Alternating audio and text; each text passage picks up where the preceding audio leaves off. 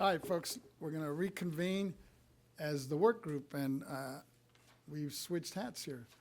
We Now, have switched hats We today. have it. And Ms. Taylor, I believe you're going to take it now. Yes, I will start by introducing our first item, greetings and introductory remarks from Mr. Vasquez and Ms. Lieber. This board work group will take up issues regarding the veterans exemption, disabled veterans exemption, and the homeowners exemption for fact-finding, investigation, and discussion. A broad range of input has been solicited today from state and local government agencies and veterans and homeowners nonprofit organizations, advocacy groups, and interested parties.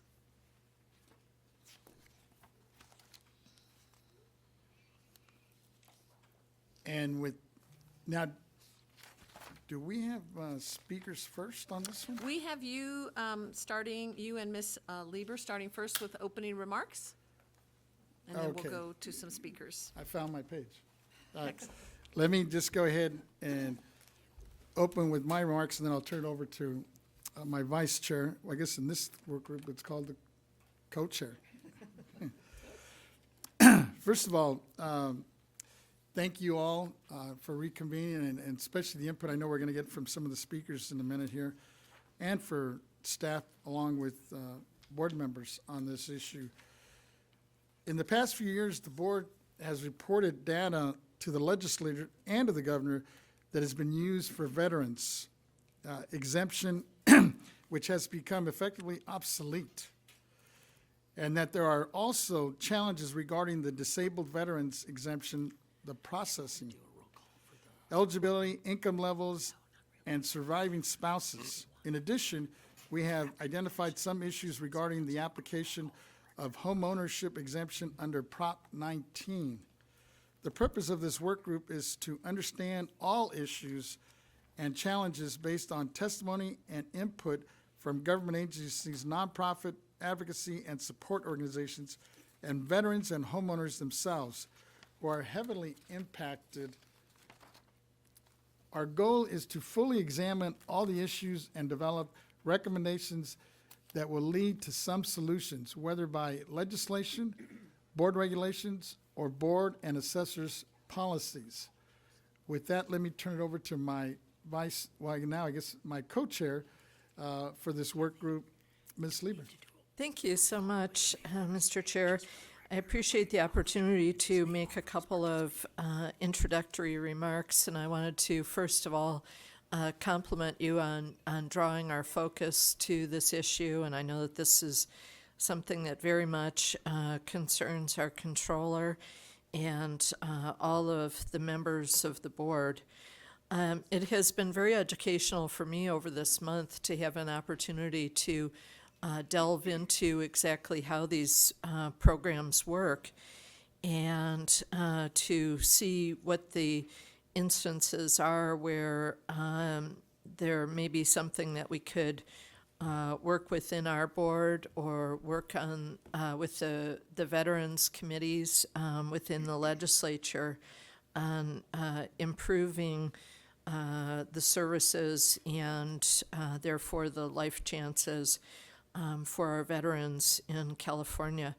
I think, if I'm not mistaken, that California has the largest population of veterans within our state in the U.S., but that many are finding that they need to leave California and move to other states. I think the principal receiving state is Texas in terms of affordability.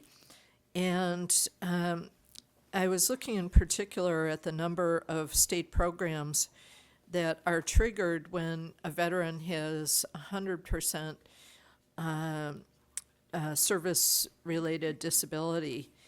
And yet we know that just around 15% of the veterans in our state have a service-connected disability rating at all. So I think that there's quite a bit that we can do, and also can be working with our counties that have a large population of veterans to impact a positive change. And I think it would really make a difference for the offspring of veterans as well. I'm the daughter of a combat veteran of World War II, and I saw how the puzzle pieces most often do not fit well together. And so if there's anything that we can do from where we are or the connections that we have with the Veterans Committees and the Revenue and Taxation Committee, and also our ability as representatives of population within the state surfacing this issue, I'm very pleased to take that on. Obviously, we owe a real debt of gratitude to our veterans and need to really make that real through policy. So I'm very happy to have this work group going forward and look forward to hearing the testimony from those who will come forward at this and the subsequent meetings. So thank you so much. Thank you. With that, Ms. Taylor, I believe we have some people on the line that have been waiting to speak, right? We do. I want to be mindful Do you of their want to time. jump ahead to their item? I think that would be, Might be appropriate, right, since we told them 12:40 and we're like Yeah, almost at 1 we here. can do that. Before I do that, I would like to confirm that the following members are present at this work group. Yes, Yourself, please. Chairman Vasquez, Co-Chair Lieber, Member Gaines, Member Schaefer, and Deputy Controller Emron. We will then, let's move to item number 3, current challenges and issues from state and local government perspective. A, the disabled veterans exemptions. And if Mr. Jim Zenner, Director of Military and Veteran Affairs, County of Los Angeles, if he's available. Looks like he is. Good afternoon, Chairman Vasquez and honorable members of the board. My name is Jim Zenner. I'm the director. I'm sorry, I'm getting a little bit of an echo. We can hear you clear on this end. I don't know if it's Okay, coming on must your be end. Let's see. I don't know if you have both your monitor and your phone on. Sometimes that, maybe move your phone away from the speakers. There you go. Let's see if that helps. That made a big difference already. Okay. Yeah, it's still a little bit there, but I can push through. So my name's Jim Zenner. I'm the CVSO for Los Angeles County, combat Army veteran. Spent some time in Iraq, 7 years in the Army, honorable service. I was appointed by the Board of Supervisors August 29th of 2022. I oversee the largest CVSO office in the state. We have 47 FTE, including myself. 32 are what's considered veteran service officers who are accredited by CalVet to administer national, federal and state benefits for veterans and their family members, surviving spouses. Also part of the department, we oversee a building. We have Bob Hope Patriotic Hall, which is a 10-story building that was built in 1925 as a result of World War I veteran advocacy and donation of land to the county. And the other piece of what we do is events. But the largest part by far of our department is our benefits advocacy and outreach to the community. So as a county VSO, what we do is I'm a veteran and a county employee. Our 32 veteran service officers, the majority are veterans themselves. And most of the remaining employees are family members of veterans. And our duty is to assist the veteran community in applying for and maintaining available benefits and entitlements for which they are eligible for. Veteran benefits and services come in many forms and are administered largely by federal, state, and local government, as well as non-governmental providers. A big piece of what we do in the community is really educate our veteran VSOs, such as American Legion, VFW. Will go to veteran resource centers on college campuses. We also do a lot of outreach to National Guard and Reserve. And really what we do is we talk about the benefits that are available to them through CalVet, benefits that are available through the VA. We can also enroll eligible veterans into VA healthcare. And, benefits such as the property tax relief is something that we would educate the veteran community on. County VSOs, when we're most effective, we're integrating with different county departments. For an example, what we're working on is an MOU with our Aging and Disability Department, knowing that 52% of our veterans in LA County are 65 and older. So anytime a veteran, an individual gets a referral to APS, they're asked, are they a veteran or a family member of a veteran? At which point, when they do validate that they are either a veteran or a family member of a veteran, that generates a referral to my office. At which point, one of my veteran service officers will outreach to the individual, talk to them about benefits. If they're not a veteran, sometimes they're a surviving spouse of a veteran. And so, given the new PACT Act and the ability to go back as far as they can, it's the only provision in the PACT Act where it is backdated before the actual date that the PACT Act was referred. So those are examples of kind of how we engage and we integrate with county departments. So as far as the property tax specific, that's something that it's not standard practice right now in my office. Some of our veteran officers do know about it and pass that information on, but we are really the point of the spear as far as getting that information out to the community. Given our 32 veteran service officers, we're at 11 different field offices across LA County.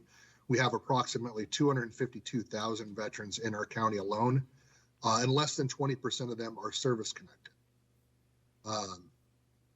Over 50% of our homeless veterans that are on our by name list have no service connection or pension. And so what we're looking at is really making sure that we're integrating with the VA and other homeless providers in the area to make sure that we're reducing that number of homeless veterans who do not have any kind of service connection or pension to help them stay housed.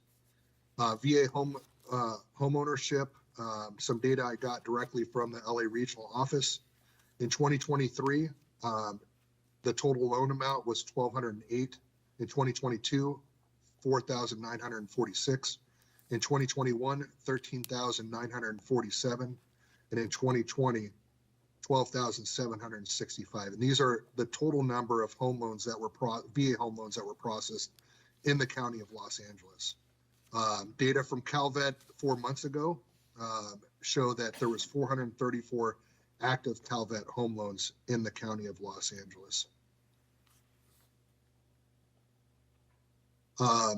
Something unique about Los Angeles is we're 4,000 square miles, and really transportation and getting out to the cities are really critical, and that's why we've established 11 field offices. We're really looking to partner with the cities more and create more veteran resource centers in the cities to increase access even more. We do allow for virtual appointments, but one of the big challenges is just we don't have enough veteran service reps to cover everything.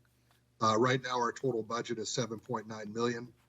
We've drawn down approximately $1 million of subvention funding from the state, which leaves our county spending about $6.9 of net county cost on our department.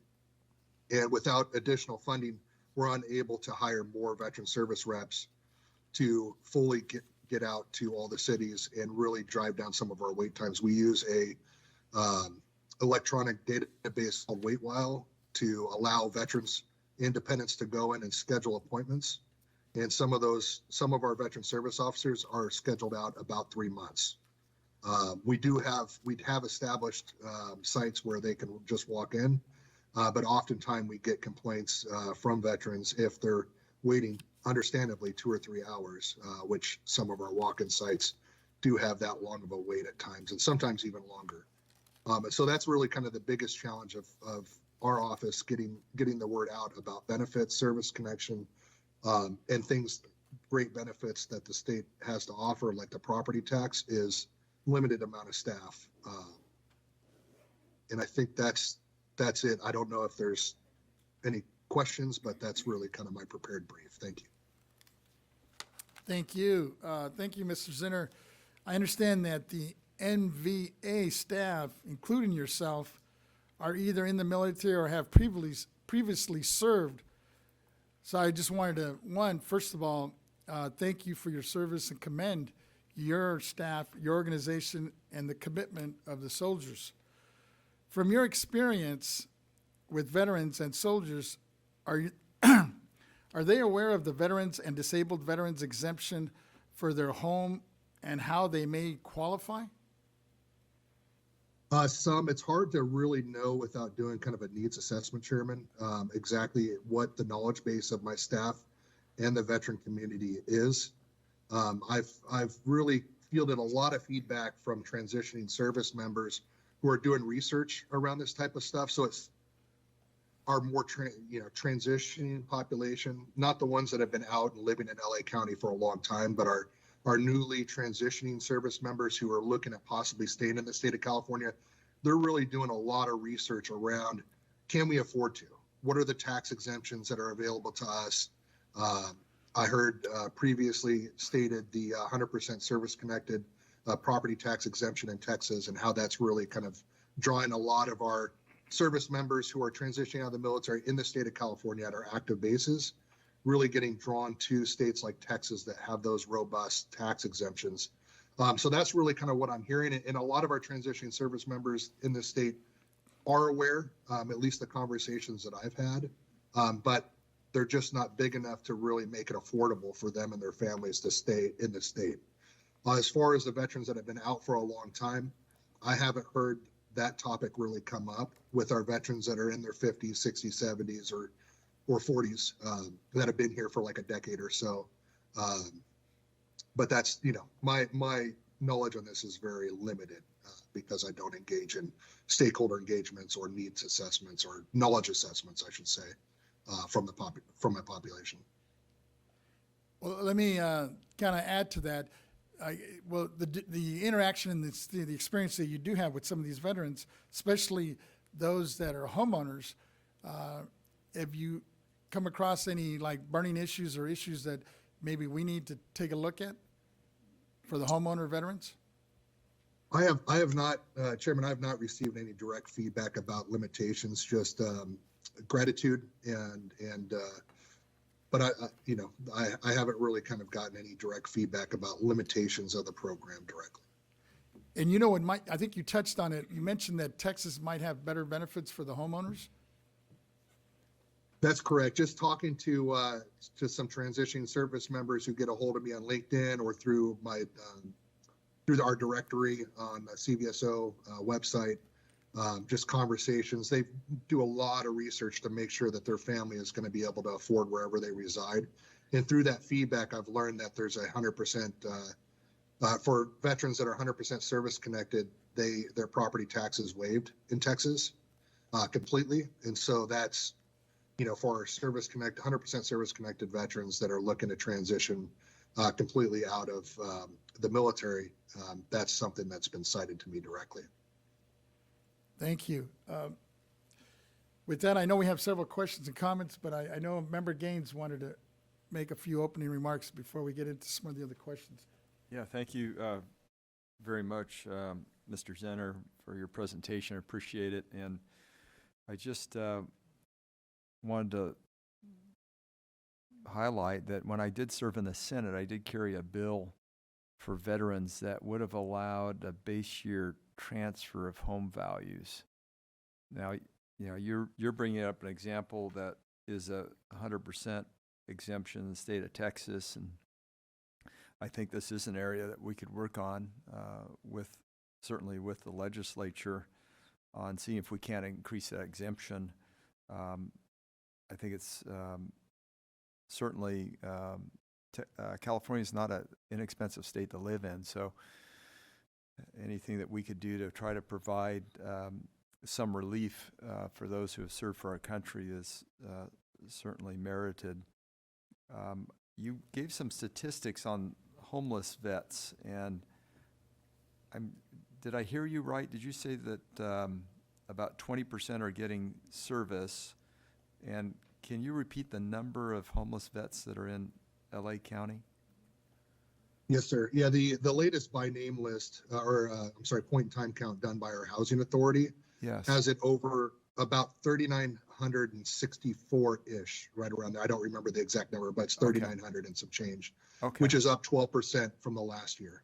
Okay, and those are those the ones that are getting services from No, sir. The VA? ones that are getting services are the 1,700 and some change Okay. that are on our active by name list that is being monitored and organized by our housing authority. And out of those, 50% of veterans do have service connection or pension federal from the federal government Yeah, okay. or Social Security. Okay, is there anything that we could do in terms of homeless vets? You have any ideas in terms of what we might be able to do? Yes, sir. What I'm really trying to do is work with my county to find funding to hire more VSOs, specifically to work with our homeless providers in the area.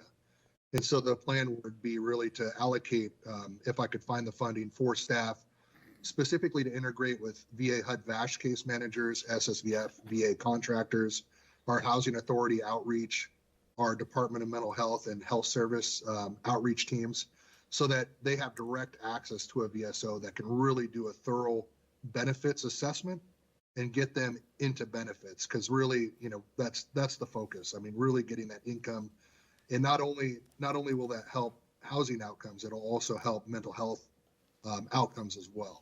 Because we know if you're worried about your money and your financial status, that's not a good thing for your mental health symptoms as well. And so that's something that I'm working on right now. But I think additional funding for staff allocated specifically to take referrals and embed themselves in the homeless service continuum, way that we could really reduce the number of veterans that are not getting federal benefits and improve their economic status to get them housed and keep them housed. Good. And do you know the number of homeless in the LA County? I'm just trying to get the proportion of vets versus all the homeless. Yeah, all the homeless is, I believe, 69,000, close to 69,000. 69,000, okay. And you said there were about 3,964 that are veterans, and of those, 1,700 are getting services? Correct. Okay, all right. Or on our by name list. So they're identified, they're getting some level of interaction with the service provider, whether they're in the VA or the continuum of care. Okay, Correct. Great. Well, thank you so much for what you're doing, and thank you for your service to our country. I appreciate it. My pleasure. Let me turn to my Deputy Controller here. Thank you, Mr. Zenner, for presenting to this body and for the work you're doing in your service to our country. I just have a few comments here, and I'll move on to my question. California is home to the largest veteran population in the nation. Unfortunately, many experience homelessness on any given night. Homeless veterans are overrepresented in the homeless population, and veteran status is often associated with a higher risk of homelessness. We are here today with an all-hands-on-deck approach to employ all available resources here at the State Board of Legalization to put an end to veteran homelessness in California. This will take a concerted effort, and the Controller believes that there are 3 essential components to finding a solution. Number 1, urgency. 2, resources. And 3, flexibility. Permanent housing is an essential component to a stable life. After a veteran transitions out of active duty without a place to call home, it is much harder to obtain a job, acclimate to civilian life, and maintain mental health. There is certainly not a single cure all for ending homelessness in the veterans community, just as there isn't a single root cause for a veteran becoming unhoused. There's a multitude of complex factors and experiences that veterans face. That is why the board must take a multifaceted approach to address the underlying specific needs of each individual veteran to ultimately prevent and end homelessness. So we have all come together today with this one shared goal to make sure that all veterans have a place to call home and are treated with dignity and respect. The Controller is looking forward to the work ahead. I did have one question. You touched on it. Can you explain what it means to be 100% service connected and how the County of Los Angeles is working to make sure that veterans reach that metric? Yeah, so we don't set the goal of 100% for our veterans. We connect with our veterans and hear from them directly what their goals are. It's our job as county VSOs to understand what's called the 30 CFR, which is the federal guidelines for the establishment of service connection.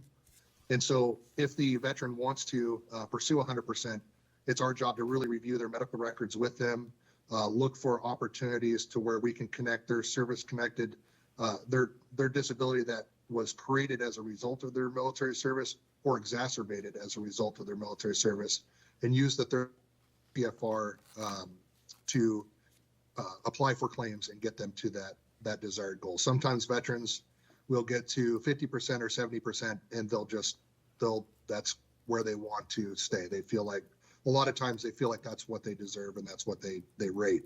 And so that's where we get them. And then until they come back to us and say we would like to go to 100%, or sometimes there's a lot of stigma and there's a lot of feelings of, I came home with all my limbs, so I don't deserve 100%. We do a lot of, and that's why we employ a lot of veterans to have that shared lived experience to kind of tear down some of those thoughts and stigma around seeking benefits, to get them to be more open to seeking benefits. And 100% service connection, if you're permanent and totally disabled, you're allowed to continue to work. So you could maintain a job at your local gas station full-time, even though you're 100% service connected, permanent and total. There's another 100% that's called individual unemployability. So if you are 70% service connected or 90% service connected, and all of a sudden you're unable to work, we're able to work with you to apply for individual unemployability, which it will pay you at 100% until you're able to work again. Once you're able to work again, you report that to the VA and you go back to your previous rating of 70 or 80 or 90%. But you do have to be at least 60 or above to be able to apply. Yeah, I'm trying to remember. Thank you, Mr. Zenner. I appreciate that. I appreciate that response, and I agree. Reducing stigma in the veterans community and making sure that any veteran that wants access to any type of assistance is there and at the forefront. So thank you again. I appreciate it. My pleasure. Co-Chair Lieber, I think, might have some comments or questions. Well, I just wanted to ask from the constituent perspective, I have found some constituents who, due to a mental illness, received a bad conduct discharge, and they were not able to really come to treatment until later in their life. So what percentage of the total scope of programs for assistance would be open to someone who has that type of discharge? Or is there a process that they can have their BCD reevaluated? Yeah, thank you for that question. Just to give you an open Los Angeles County, approximately 11%, according to a study by USC several years back, show that 11% of our veteran and military population, or veteran population, receive some kind of discharge other than honorable bad conduct discharge, either general or special court martial, or dishonorable discharge. Dishonorable discharge was like a 0.01%, very, very small percentage in LA County. But 11% of our then close to 300,000 were not eligible for VA healthcare.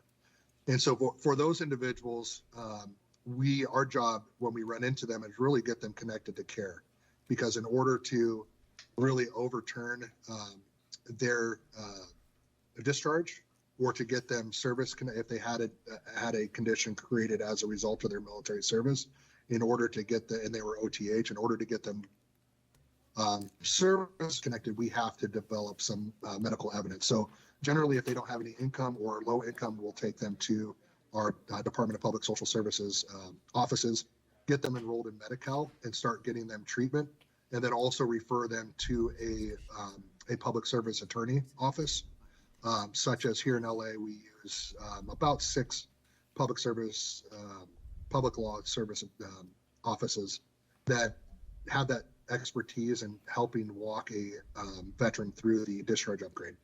So there's 2 different discharge upgrades. There's the characterization upgrade, or characterization at the VA. So you're either honorable for VA healthcare purposes or you're not. That generally is a quicker upgrade process than the DOD, where you have to submit a bunch of evidence to the personnel board of whatever branch that they served in, and also get at least 3 character witness statements. It's a very cumbersome process and takes years. But during that time, we're very aware that somebody's life could really deteriorate, especially if they're homeless or they get involved in the justice system. And so we try to do whatever we can in the meantime to make sure that we're stabilizing that veteran, that individual, while we work on getting their discharge upgrade. Sometimes we can get somebody access to VA healthcare by establishing a service-connected disability.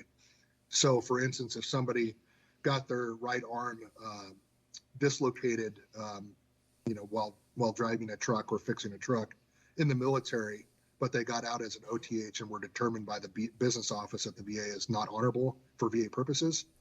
Once they're, say we get them 30% service connected for shoulder issues, they can go and get care at the VA for those shoulder issues for free, without having to get a VA characterization discharge upgrade or a DOD discharge upgrade, if that makes sense. And so it's really a lot of damage can be done to somebody's life if we don't get them connected while we're trying to upgrade their discharges. Okay, thank you. And one further question, if I might. A current constituent was telling me that they lost access to their TRICARE and didn't want to tell me why or how that happened, but was very upset about it. And what are the circumstances where someone could be separated from that? Yeah, so if it depends on what type of TRICARE. So there's TRICARE Reserve Select. So if the individual is serving in the active reserve or National Guard, they can buy into that program. It's relatively cheap and it's very good medical coverage. I've heard of instances from individuals here in LA where they literally decided to continue to serve in the Reserve or National Guard just to get that TRICARE Reserve Select. So if they're separated from the Reserve or National Guard for whatever reason, they lose access to TRICARE Reserve Select. And then on active duty, it's been a while since I've been in that space, but there's several different TRICARE's options that are available to active duty members and their dependents. And so if they were to lose, if they were to be discharged from the military, they would lose their TRICARE. Under no circumstances am I aware that you lose your TRICARE while serving in the military, whether it's Reserve, National Guard, you're buying in, or your active duty. Okay, thank you. Thank you. I don't see any other comments or questions. Just thank you for your presentation. We'll be hearing from others that are also in the field, and you're welcome to stay tuned and logged in and see where this thing goes and spend, especially in terms of possible recommendations coming out of this, because we're hearing that California, as wealthy as it is, I don't think does really justice in terms of its exemptions to our veterans. But we'll keep you posted on that. That's what I'm hearing, Chairman, from the veteran community that I engage with, that there's just not enough incentive to stay here in California, unfortunately. So I'm very much appreciative of this board paying attention to this issue. Looking forward to working with you on this. Yes, sir. Likewise. Thank you. With that, Ms. Taylor, I believe we have somebody else on the line now. We do. Our next speaker would be for topic 4, current challenges and issues from nonprofit advocacy, educational, and financial organizations' perspective. A, veterans and disabled veterans exemption. And the speaker we have is Reverend Reuben Ford, and member Policy and Legislation Committee, California Democratic Party, Vietnam veteran. Welcome. Hello, I see you. can you hear me? Yes, I can hear you. Welcome. Thank you so very much. Before I started, I wanted to thank the State Controller, Malia M. Cohen, for allowing us to come today and make our presentations. And I'm hoping at the end of our session that we'll all be better informed and we can expedite some concerns that we have for our veterans. I'm not going to be long, because as a retired pastor, it says, pastor, I'm a retired pastor. So I did 35 years in Christian ministry. So I know sometimes when they say amen, it means for you to be quiet and sit down. So I'm going to keep you from saying that, and I'm going to press on. I wanted to start basically with one of my concerns, and then I want to go back and tell you why I'm concerned. So if you will allow me to do that, I said the property tax assessment currently affords a deduction of approximately $202,000 as a basic exemption for the property assessment valuation. And then we learned in legislation in 2023 indicated that an increase to the low income limit deduction was reset to $700,000. However, it died in committee. And I believe there were two bills, 1357 and 1073 Senate bills that spoke to those issues. But there was some challenges that I know in the political arena, things happen. So I'm not here to visit that, but we were all set to celebrate and somehow it died in committee. So now I want to go back and tell you why we are soliciting your support. There's a magazine that's out and there's something online that talks about sobering statistics concerning Vietnam vets as of April 2016.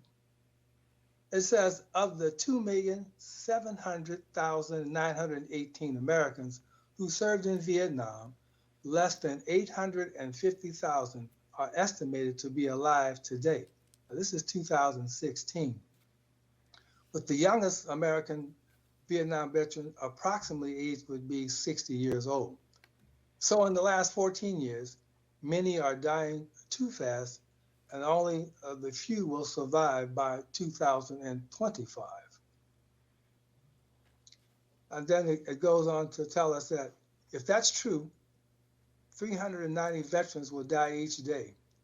So in 2,190 days from today, 2016, we would be lucky to find a Vietnam veteran alive in the next 16 to 10 years. And then it says in harm's way, and this is dated in 2019.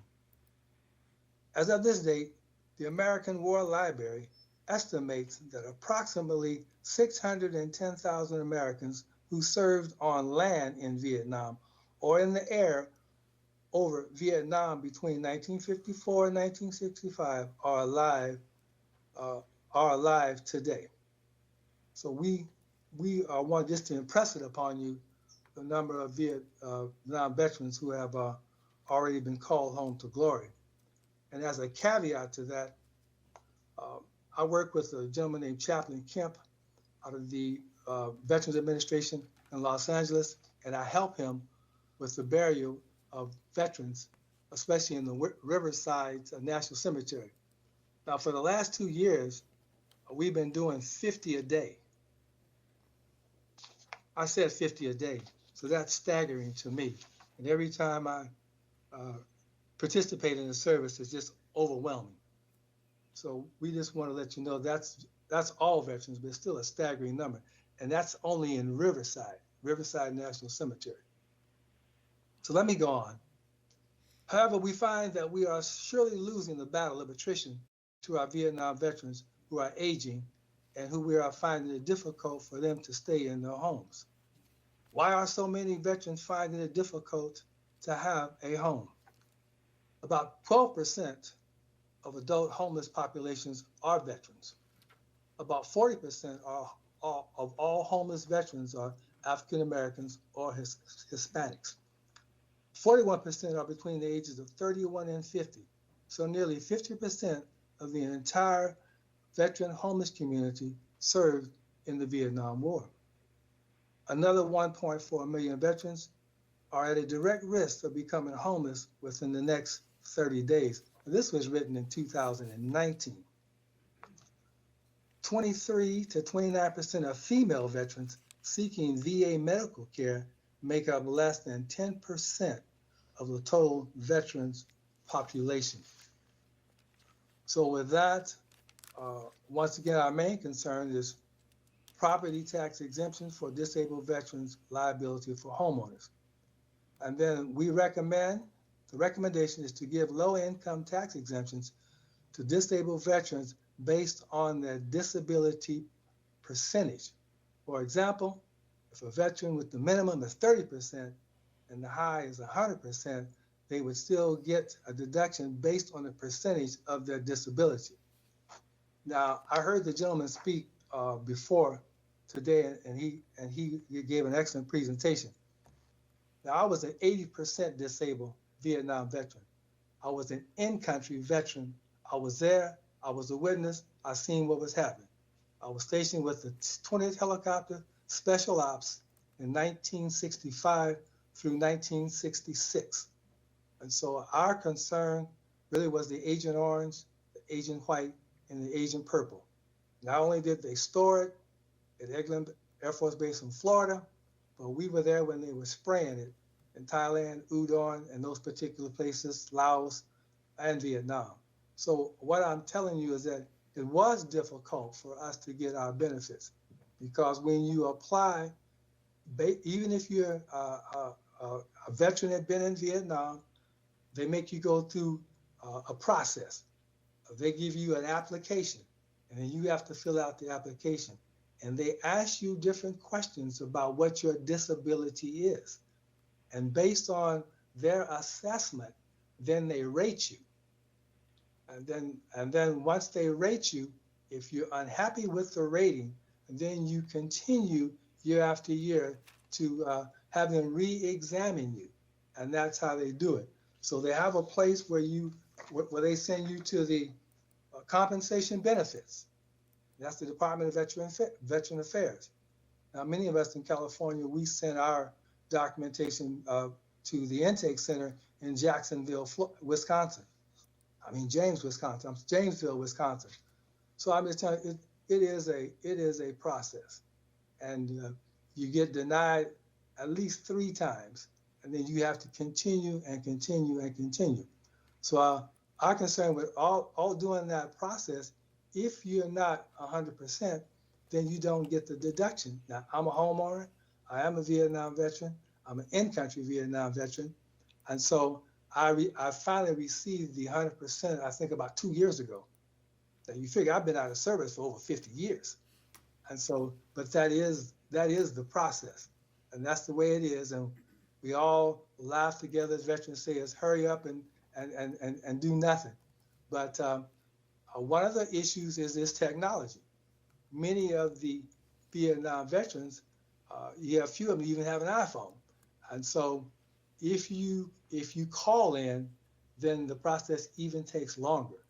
And if you filling out the applications and you don't know the buzzwords, you don't know how to articulate your issues, then it's even going to take longer. Because in Los Angeles, the people are very, very helpful. They try to extract as much information as they can from a veteran. But many times the veteran wants to talk about what happened to him in Vietnam.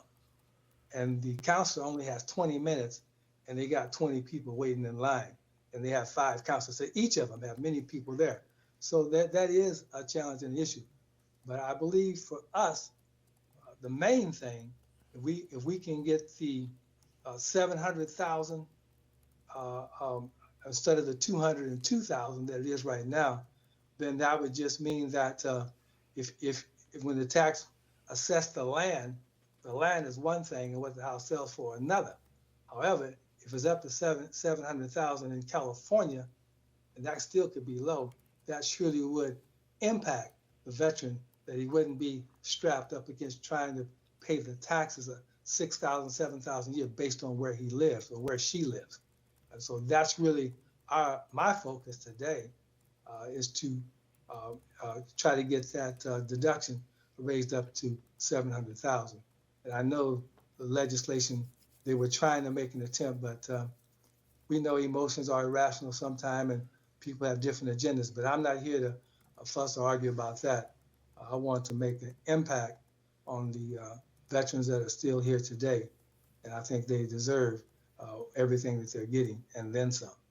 So that's really all I have today. I don't want to go on and on and on, but I thank you for listening to me. And then, of course, I did hear the one in the legislation talk about the cost, that it costs too much. I can't think of a better deal. There's 600,000, say, nationwide, 3/4 of them in California. We drop off the row every day. So that just means that the money would go right back into the kitty. So I think that help us if you can. We're asking for your support. Thank you. Thank you. Excuse me. First of all, thank you for your service and for sharing this with us. Excuse me. You mentioned, I guess you were at 80% for up until just recently. You got bumped to 100%. What changed? Well, the category of unemployability, they say I should have been 100% all along, but they had to find a category for me. So the unemployability, even though I was retired, I was still unable to work on a full-time job. So they gave me that. And then they had upgraded my, it wasn't the Agent Orange, it was, I can't think of the category, but they upgraded that. I don't have the form in front of me. So, but that's just because you don't give up. I wish my wife was here. She's the one that actually made it happen because she knows the buzzwords. She knows about filling out forms, and she knows how to dissect what's being asked and to make that presentation. So you need an advocate. You need somebody to know, as we say, you know the game today. And many of the veterans, I'm 77, so I was there in 65. So many of them, we've been helping them. We helped them through our churches. I helped them working down at the Wilshire VA and the Sepulveda VA. But we find that most people get discouraged because it is a discouraging process. It really is. And if you're not techno savvy, it's very difficult for many of the veterans to fill it out online. But they will help you at the VA in Los Angeles with that. But it's still discouraging for many. So our job is to uplift them, encourage them, try to get an advocate for them, and help them to get the benefits that they're entitled to. You mentioned one of the bills. Were you referring to SB 1073 or was it a different one? It was two of them. It was 1073. See, I had it here. Yeah, here it is. One was 1073 and the other one was 1357. I think one was Archuleta and one was Shannon Grove. And what were the amendments you were advocating for? Well, they were discussing raising the 202,000 disability to 700,000. And so we were excited about that. However, it died in committee. And for us who aren't in the political arena, we understand what happened. We don't know why it happened. So Was that under 1073 or 1377? they both died. They both died. But were both of them looking to raise the level or just one of them? I think that they really were both were looking to raise the 11, but I thought that 1357 stressed it a little more.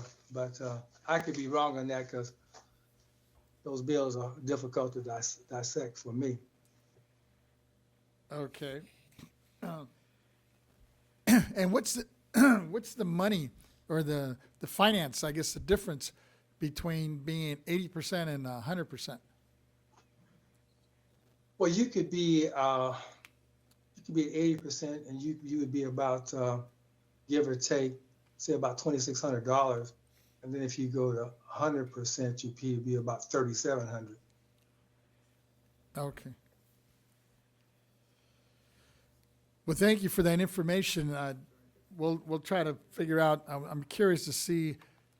Well, I know the Senator Archuleta. I'm going to have to check in with him and figure out if that's his bill on 1073 that was lifting the level you mentioned. I think from 200,000, I guess, to 600,000 700,000. or 700,000. Yes.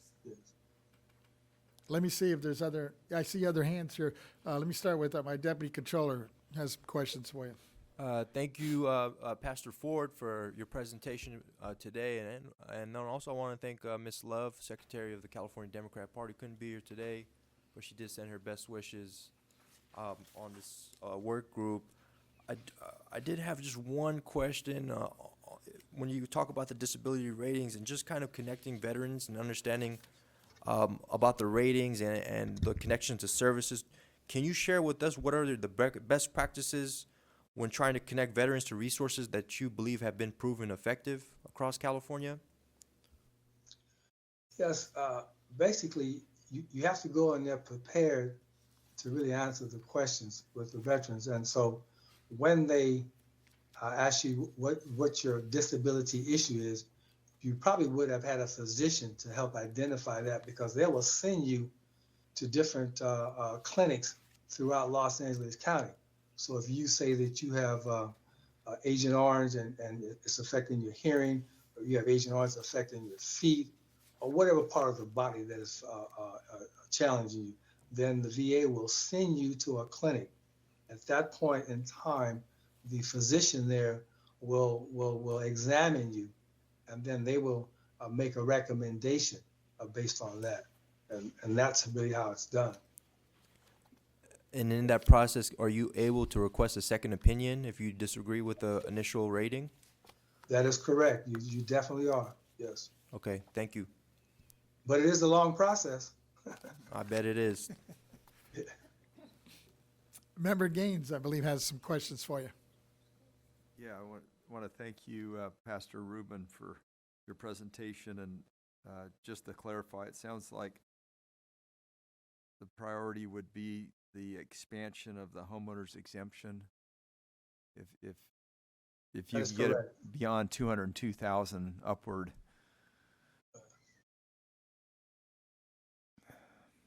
Okay, that's great. I think he was affirmative on that. So thank you. Appreciate it. All right, thank you. Any other questions, comments?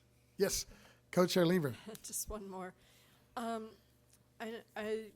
had a chance to look at the BOE's website on the pages that it details some information about this, and it does point people to the websites for each county. But one of the things that I'd like to do as this process goes on is really dig down within those counties and see what the paperwork is actually like that individuals have to fill out to be able to get this, and how accessible it is within each of their county websites, because the pointer is to the general site for each county.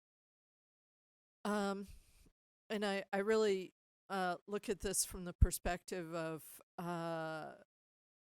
from the veteran level, from the taxpayer level, people particularly that are in pain physically, they don't have much of a bandwidth in terms of how much they can go through to try to apply for something, even if it's a significant benefit. And what I'm finding as I go through most of these individual possibilities is that they're a pretty modest benefit.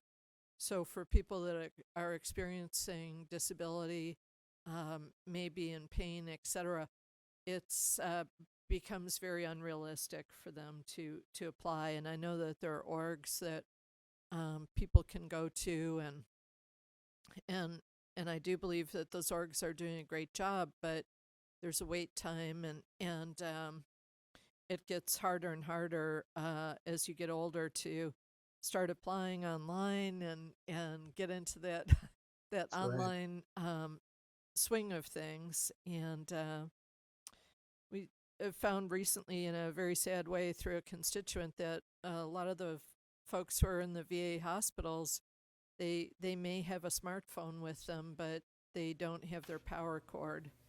And the VA hospitals don't have any power cords to lend them. So there are all kinds of little hurdles that I really do believe turn into one big hurdle, so that people who are entitled to get these considerations end up really not being able to get there in the end. So thank you, Pastor, for your testimony here, and I'm really looking forward to the work that we'll do on this. Well, we thank you for that. Thank you for it, and I appreciate you because we know that frustration and anxiety works. So, all right. Thank you. No, thank you. Seeing no other hands, really appreciate for your testimony today and your experience with this. And we will definitely be in touch as we move forward, especially on these bills that you mentioned fell off. See if we can't rekindle those in the next session here. All right. Thank you so much. Thank you. With that, Ms. Taylor, is there anybody? I know Ms. Love is no longer with us, right? Correct. That's correct. But we do have another speaker. We have Mr. Dana Nickel, Legislative Advocate for the Veteran Service Organizations, REAB Government Relations. Okay. Here he is. Welcome. Good afternoon. Thank you for having me. Good afternoon, honorable members of the Board of Equalization. My name is Dana Nickel. I'm with REAB Government Relations. We advocate on behalf of veteran service organizations and county veteran service officers at the state government level. Thank you for taking the time to examine this important topic. Really quick, on Reverend Ford's two bills, 1073 and 1357, those were from the 2021 to 22 legislative session. So those bills are effectively dead.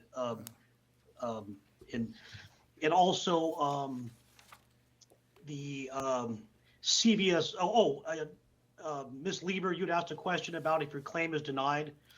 There is also a federal court of veterans appeals that veterans can appeal their decisions to. Okay, anyway, in general, there's a great need for services, benefits, and exemptions amongst the veteran community. Usually veterans commit to serving their country at the beginning of their adult lives.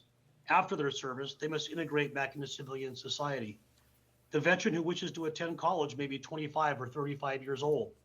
That veteran may also bear the physical and psychological wounds of war. They also face the wear and tear of military service and training, which have their own dangers outside of combat. When transitioning back into the civilian world, shelter is one of the most basic needs people have. Moving one's family into a home is a major financial decision and an expensive one, especially for a disabled veteran. Our state constitution acknowledges the importance of a home to a disabled veteran in the disabled property tax exemption, which is extremely important to our state's veterans, especially in light of the skyrocketing cost of housing and inflation. Any improvements or expansion of the veterans' property tax exemptions are greatly needed. A sliding scale exemption, which somebody brought up, which would be tied to the disability rating, would be of great help to those who gave some piece of their health to the defense of their country. The utilization rate of veterans using the disabled property tax exemption is probably average, since the cost of a house is the largest part of most people's budget. However, there is anecdotal evidence of some veterans not pursuing veterans benefits like this because they were rebuffed in the past or overwhelmed by the bureaucratic maze. In county tax issues, an improvement would be to standardize the eligibility standards across different counties by clarifying eligibility in state law, thereby providing clear guidelines for all involved. For instance, there is a bill in the legislature, SB 82, which seeks to require a county assessor to accept an electronically generated letter of service-connected disability in lieu of an original letter, which is difficult and time-consuming to obtain. The electronically generated letter is accepted for all other programs, including university admissions. However, some county tax offices accept the letter and some don't. There is an instance of the VA telling the veteran that he or she does not need an original letter and that he or she needs to simply log on to their VA account and print it out. The veteran had to strenuously explain that the county would not accept the electronically generated letter. This bill seeks to clarify this issue in law. The California Assessors Association supports this legislation. Another bill, SB 871/SCA6, seeks to allow a veteran property owner who qualifies for the veterans exemption or the disabled veterans exemption to receive the homeowner's exemption. The problem with the regular vet exemption is it is not adjusted to the housing market and no vets apply for it. Also, the non-vet exemption is twice that of the vet exemption. SB 871 seeks to allow vets to claim more than one exemption by stacking them, which is befitting to those who put their lives on the line for us. There are other bills which seek to enhance the vet property tax exemptions. If these policies come to fruition, the assessors and BOE could possibly help increase the utilization of these exemptions by getting the names and addresses from the federal VA of vets who are 100% service-connected disabled, and then reach out to them regarding these benefits and how to obtain them. Another reform would be to tie the disabled veterans exemption to some other index than the consumer price index, preferably an index tied more closely to the housing market. Housing is a part of the CPI, but is too watered down by the other indices. About veterans injuries, since World War I, safety equipment, surgery, medicine, medical evacuation, and transportation have greatly improved with each new conflict. It is somewhat counterintuitive, but this has led to more injuries. In the Civil War, many combatants died on the battlefield from relatively minor wounds due to bleeding, infection, etc. 100 years ago, a roadside bomb that might have resulted in 100% of the soldiers killed might now result in all of them surviving. However, these men and women will live with injured and broken bodies for the rest of their lives. TBI, or traumatic brain injury, is one of these conditions. This is where the brain is physically traumatized by the body being thrown against the side of an armored vehicle or hard surface. The helmet and other safety equipment saves the soldier, but their brain was wounded. Also, the invisible wounds of war, such as post-traumatic stress disorder, can be lifetime injuries for many vets. In addition to these combat injuries, veterans are also subject to loud operational noises, damage to their knees and backs, exposure to chemicals, and training mishaps. Reevaluation of VA eligibility. I noticed that Reverend Ford mentioned that he was eventually declared 100% disabled, and your disabilities can change over time, especially as you age. So it's important that veterans, on occasion, go to the VA and their county veteran service officer and be reevaluated, because injuries may not be apparent when they're 22 as when they're 62. As veterans get older, they must seek to be reevaluated with the VA because injuries they had may have become worse. Also, Congress may expand eligibility for recognized injuries. So a veteran that was denied in 1972 might be eligible now because Congress passed a law to now recognize that. Two relatively recent laws passed by Congress have vastly expanded eligibility, and many veterans who were discouraged that they were denied their injured status in the 60s, 70s, and 80s and so forth may not ever seek to be reevaluated. The challenge for those who help veterans is getting this information out to the public and getting veterans and family members to seek assistance in qualifying for any benefits they may be due. The two recent congressional acts are Blue Water Navy Vietnam Veterans Act of 2019, extended the definition of the zone where sailors could have been exposed to Agent Orange. This extended the Agent Orange zone from the jungles to 12 miles offshore. There are tens of thousands of veterans now eligible for benefits along with the attendant disability ratings. The PACT Act of 2022 expands VA health care and benefits for veterans exposed to burn pits, Agent Orange, and other toxic substances. This is a huge expansion of benefits that will bring help to service members who suffered for decades from these maladies. The county veteran service officers and the service officers of the veteran service organizations will be on the front lines of helping veterans to file for and obtain these benefits. I would like to also just quickly bring up veterans posts in property tax. In addition to the homeowners exemption, there is also a veterans post property tax exemption, and that is where you've all seen them in your neighborhoods, right? The white building with the cannons out front and the veterans halls and so forth. Well, those congressionally chartered veteran service organizations are exempt from paying property tax on their veterans halls.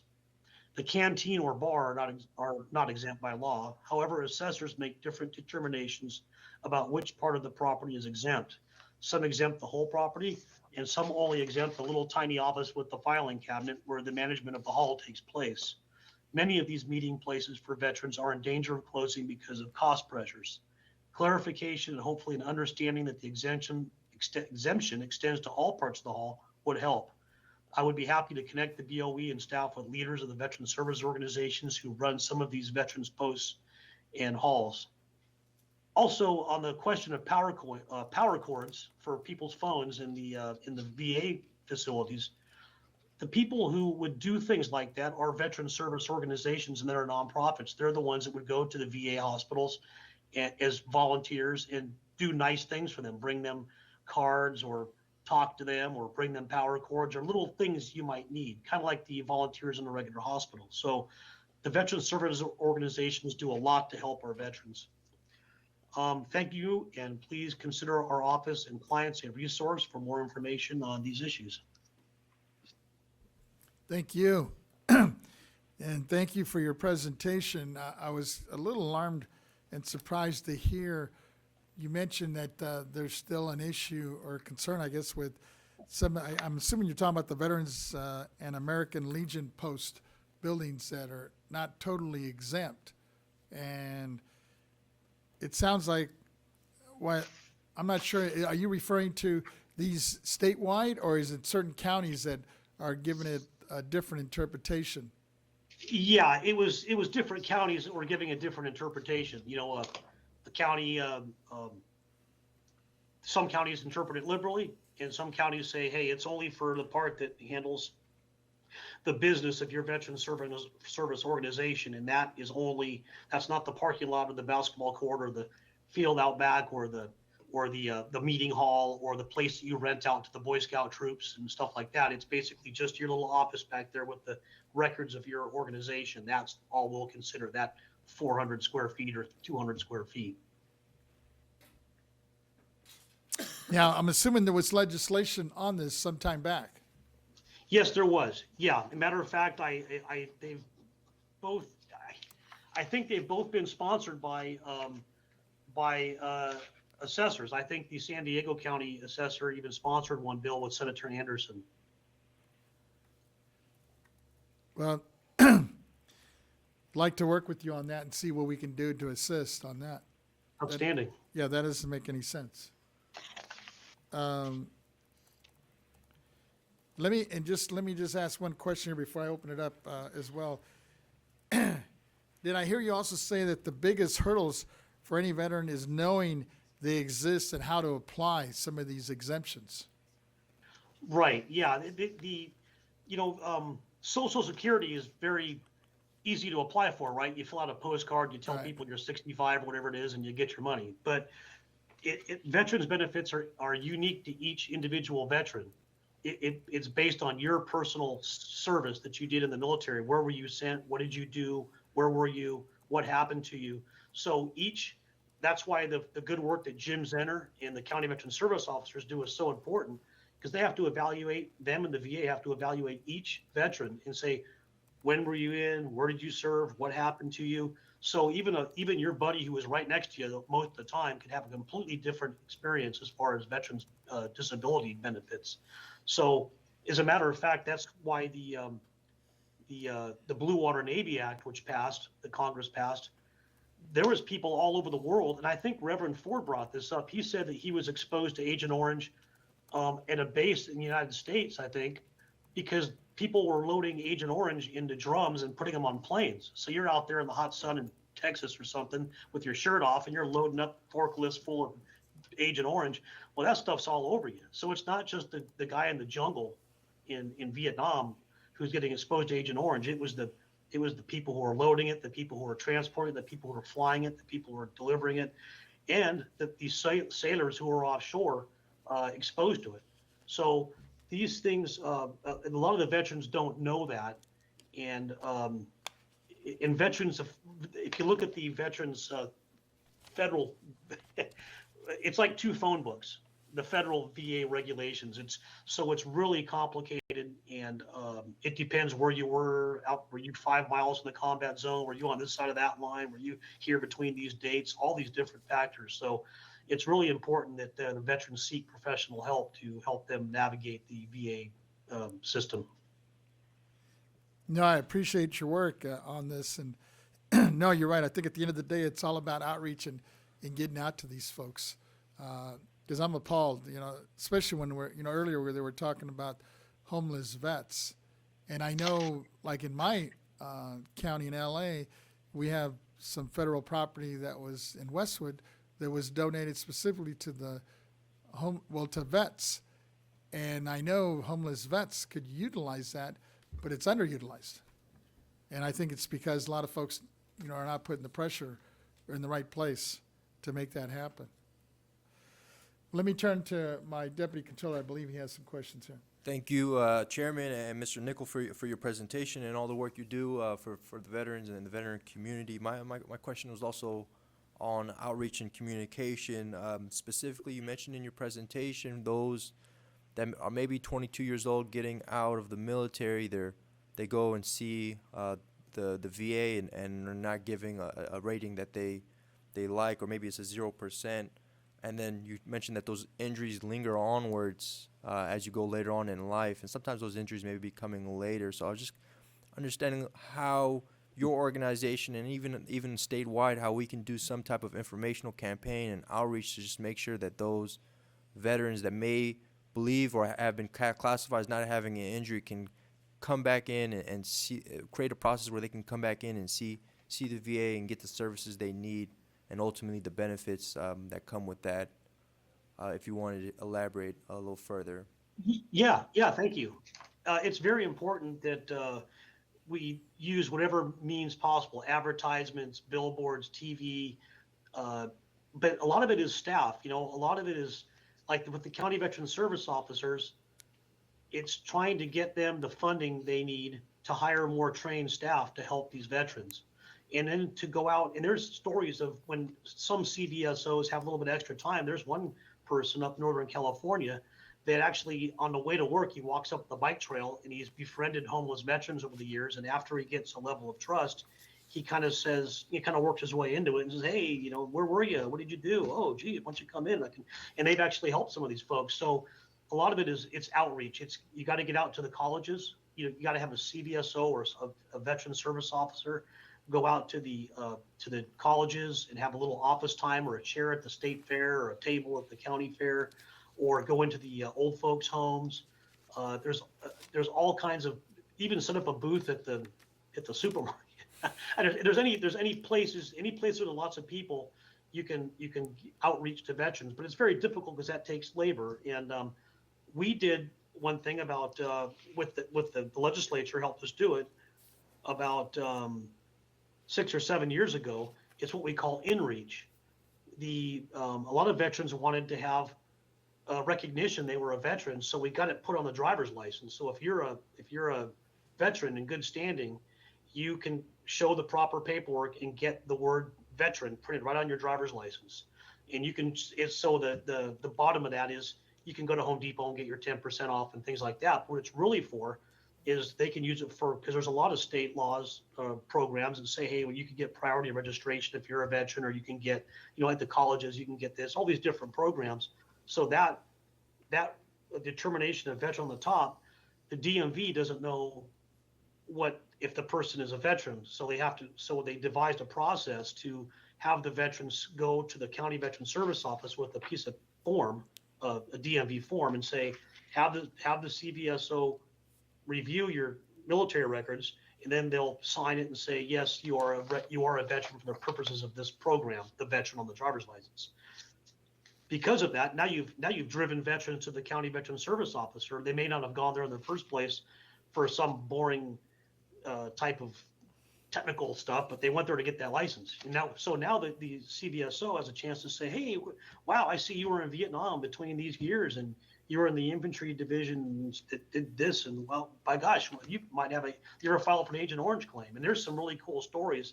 I have some numbers here, but we actually track with DMV, and CalVet actually tracks how much money the state has, or how much money the veterans have received as a result of that veteran on the driver's license. So there's ideas like that can be done that work pretty good. Thank you, Mr. Nickel. I agree with you. That personal touch, having that outreach, like you said, it does take human power, and then just those clever ideas of labeling on your driver's license. Also gives you the pride too. It gives you the pride and the ability for us to, as a state, identify who the veterans, who has served this country, and able to kind of extend our hand halfway through and see if there's more help that we can give. So thank you, Mr. Nickel, again, and Chairman, I yield back. Thank you. We have a couple more questions here. Let me start with Member Gaines and then Member Schaefer. Go ahead. Oh, that's great. Thank you. Want to really thank you, Dana, for your presentation. Appreciate it. And again, I'm focusing on this Veterans Hall appraisal issue, and I don't know if Yvette Stowers could speak to this, but you know, for the Board of Equalization, there should be consistency on appraisal with veterans halls. And so I don't know if we have someone that could look into it here at the BOE, but I mean, we do audits, right? And so if you have inconsistent valuation of veterans halls from one county to another, maybe David Young could speak to it. Whoever, thank you. But isn't that an inconsistency that ought to be looked at? Oh, good afternoon. Good afternoon, Board. Board Member Gaines. It's a great question. It was an issue for quite a while. The veterans organizations, they do have an exemption, a property taxes exemption available for property owned by veterans exemption. Much like all exemptions, it has to be used for a certain purpose in order for it to qualify. It's been some assessors, some counties believe that those portions of the hall that were either used for a bar or being rented out to somebody else to use other than the veterans themselves would not qualify. And so there was some counties that granted it all 100% of the whole hall, and some that did a proration as to what was actually being used for what they considered a veteran type function. So there was legislation proposed, I believe, about a year or two ago that did not make it through. So it is something on the horizon. It is something that is of issue. But like any other exemption, it has to be used for that specific okay. qualified function. So I've been in a number of them, and it seems like, at least when I'm going to them, they're using the whole facility. Right. It seems to me there ought to be clarification, and if it takes a statute to do that, that's something we could work on with the board. But it's kind of sad to hear that it's just not treated equally, and it ought to be, in my view, it ought to be the maximum benefit available in terms of, it seems to me that whole facility ought to be exempted, provide some relief. I mean, they're really nonprofits, aren't they? And they have to raise their own money. They are, but like all exemptions, you have basically two components. It has to be under the right ownership and the right use, and so that's where the difference. I could see where comes in. there'd be a difference there for usage Right. if it wasn't related to veterans. Right. But it seems to me it should be bigger than the office. If there's a small office there for paperwork, it seems to me it ought to be a lot bigger than that. But we can work on that. Okay. Yeah, we can come up with some language probably, or even an LTA on that to give some guidance. That's right. That's what I was I think wondering. that makes sense. Can we do that? One, just to be consistent, right? Yes. Up and down the state. We will look into it. If I may I add to that? Yes, go ahead. Okay, of course, we all know the assessors are individually elected officials, and they have their own, they have what they have to do for their voters and their responsibilities. I think some assessors would like to have it clarified more clearly so that they know they don't have to make that determination. Exactly, So that's that what I was thinking. It's written down. It said this is what is exempt, and then they Right. can go, wow, that's what it says. But right now, I think they're left to say, well, what is a proper purpose? So you're leaving that to the assessors. Mhm. Kind of puts them in a tough position. No, exactly. I think that's why I think we're talking about some guidance, we Yeah. can create an Maybe LTA the that's LTA, consistent. Yeah, if it's straight within our across. authority. That just That gives would them be- exactly the language and Mhm. what qualifies, what doesn't. Yeah. So you're right. So you're not dealing with, the desk or the file cabinet. He says that's the only thing that's exempt in this property, right? Yeah. Which I guess is one extreme, but yeah. Thank you, Chair Vasquez. Yes. I would take that under your direction, and I will look into if one, do we currently have an LTA, first of all? And then Appreciate it. two, see if we don't meet with the team in drafting an LTA, but keep in mind that that guidance is going to be limited to what the statute actually says. Exactly. We can't go beyond that. No, I appreciate it, but just so we're consistent, whatever it is. Okay. Because what I'm hearing is some people are, I guess the assessors, it's kind of left up to them to make that interpretation, and it shouldn't be. It should be consistent throughout the state, whatever it is. And like you said, if there's a statute that says you're limited to X, Y, and Z, then maybe we need to look at some legislation down the road that would open it up if we needed to, or allow for other uses, because I think you're hitting on the nail where at the end of the day, these are nonprofits. They obviously have to figure out a way to raise money to survive. All right, thank you. All right. Appreciate it. Oh, Member Schaefer, I think you had something. Mr. Nickel, what community do you live in? I live in Sacramento County. Sacramento. There was a big article in the LA Times recently about a homeless veteran and the months and years he was spending, and having to stand in line for days and weeks and whatnot. Are you aware of that article? Do you know if No, any, sir, I'm not. know if any progress? Yeah. Well, that's really more of a legislative matter than our board. We deal with rich veterans, not poor veterans, because we deal with people that have property that have problems. And I admire all the work you're doing, and I endorse whatever my colleagues have come up with to try to make it a better deal for the veterans. Thank you. Thank you, Mr. Schaefer.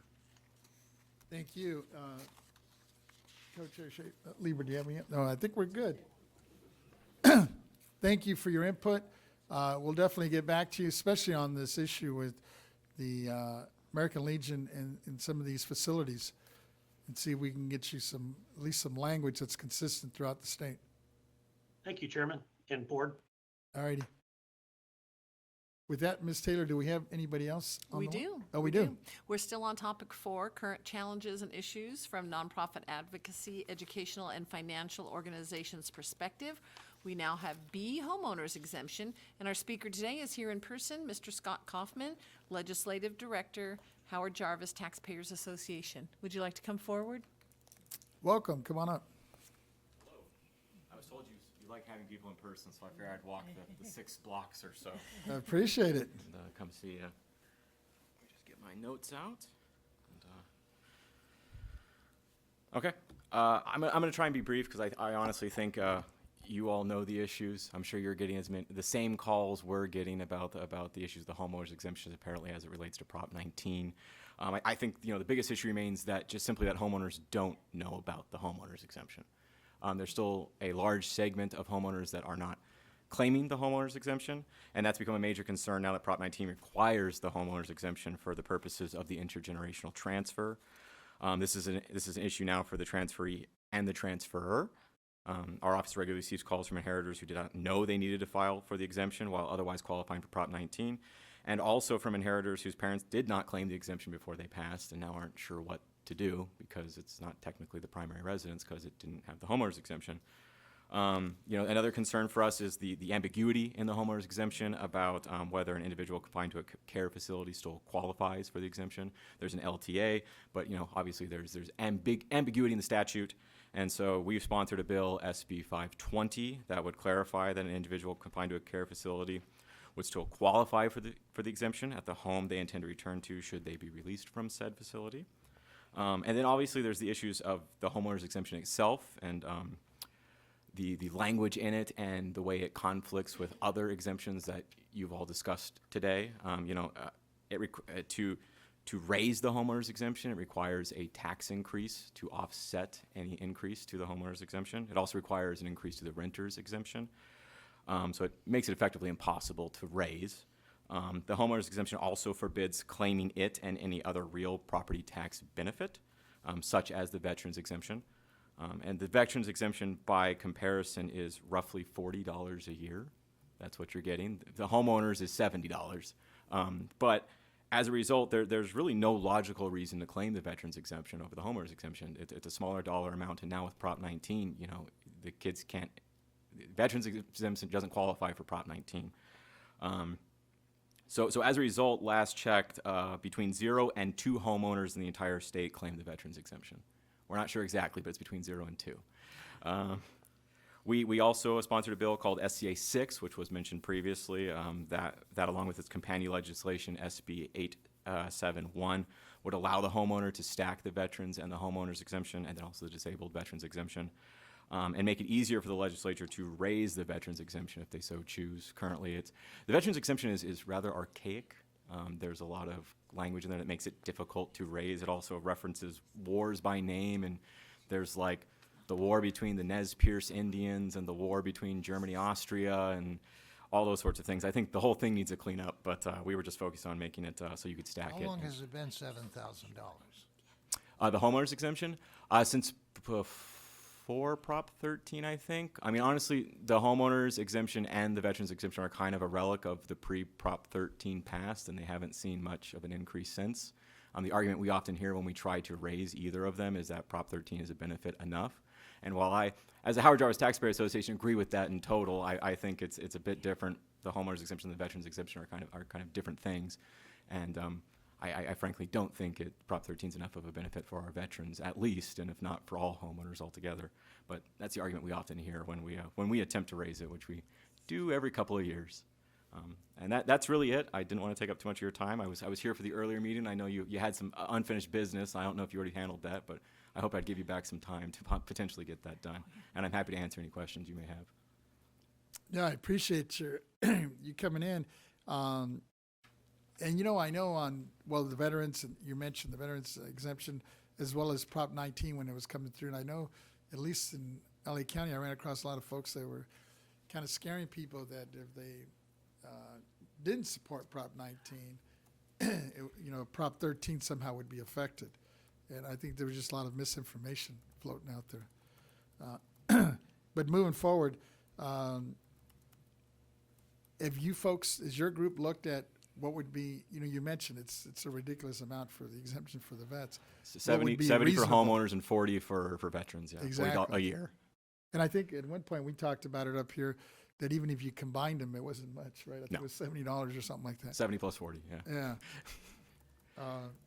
And I think you're right. I think this was done, probably 30, 40 years ago, maybe even longer.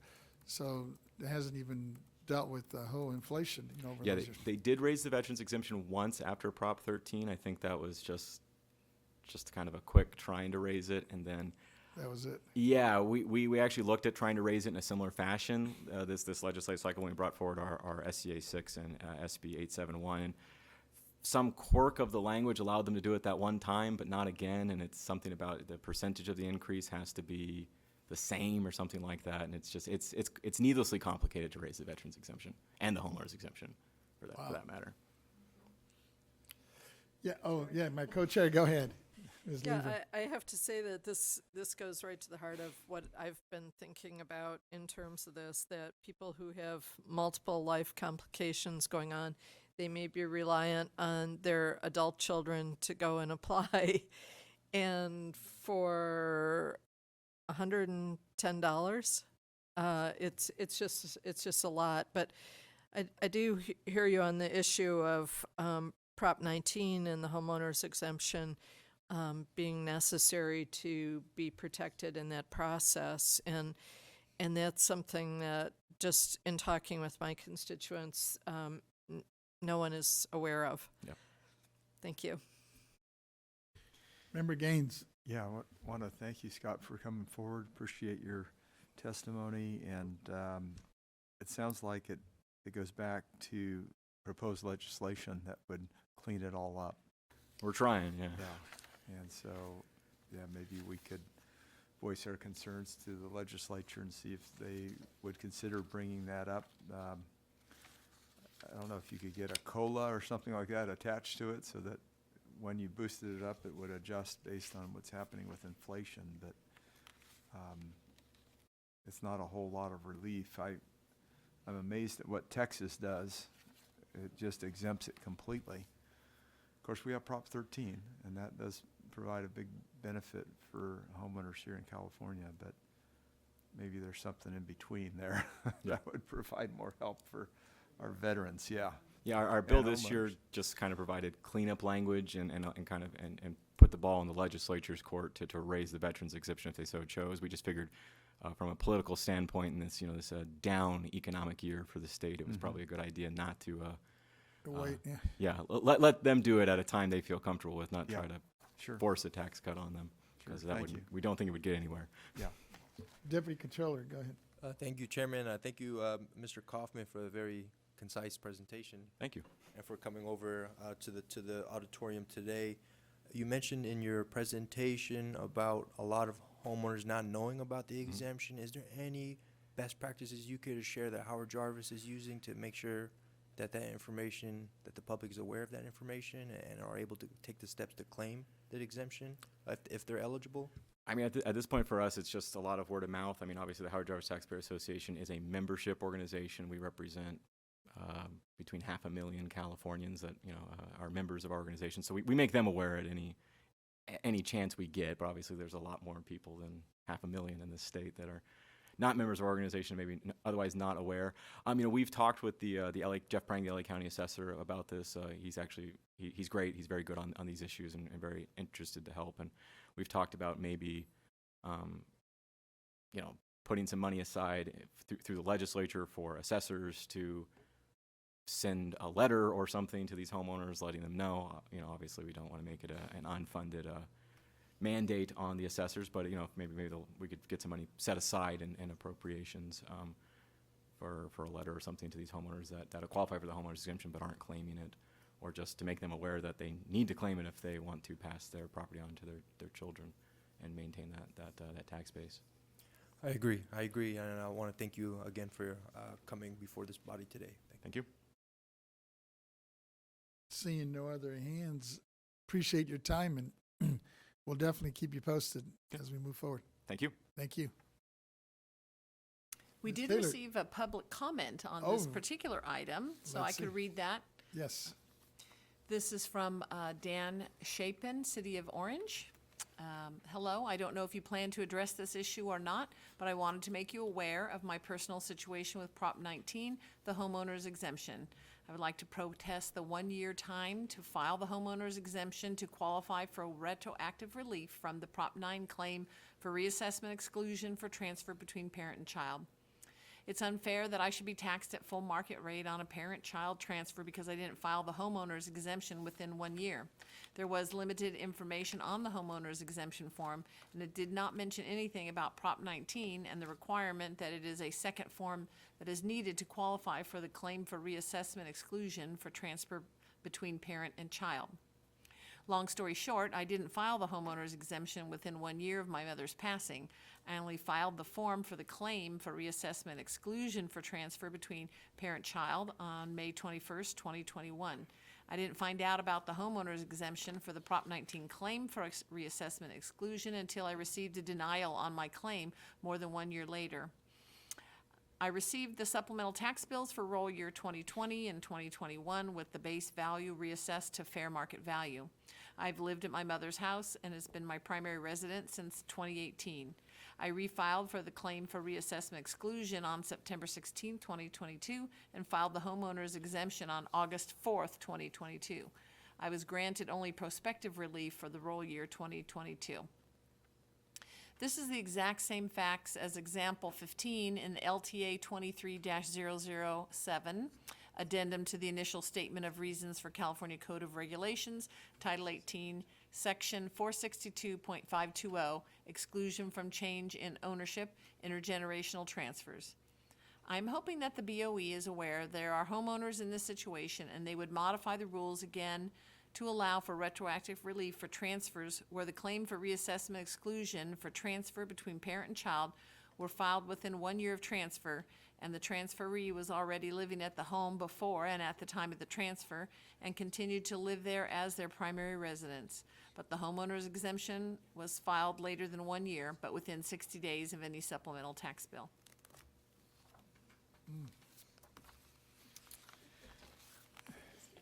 Oh, Member Gaines, go ahead. Wondering if that's very unfortunate. I'm wondering if maybe we can up our communication and answer that question. And maybe it's already there when you hit the link for Prop 19, but maybe we can make it more prominent on our website so that people that are inquiring about this transfer know that they have to file for that homeowner's exemption quickly if a family, child, or grandchild is moving in.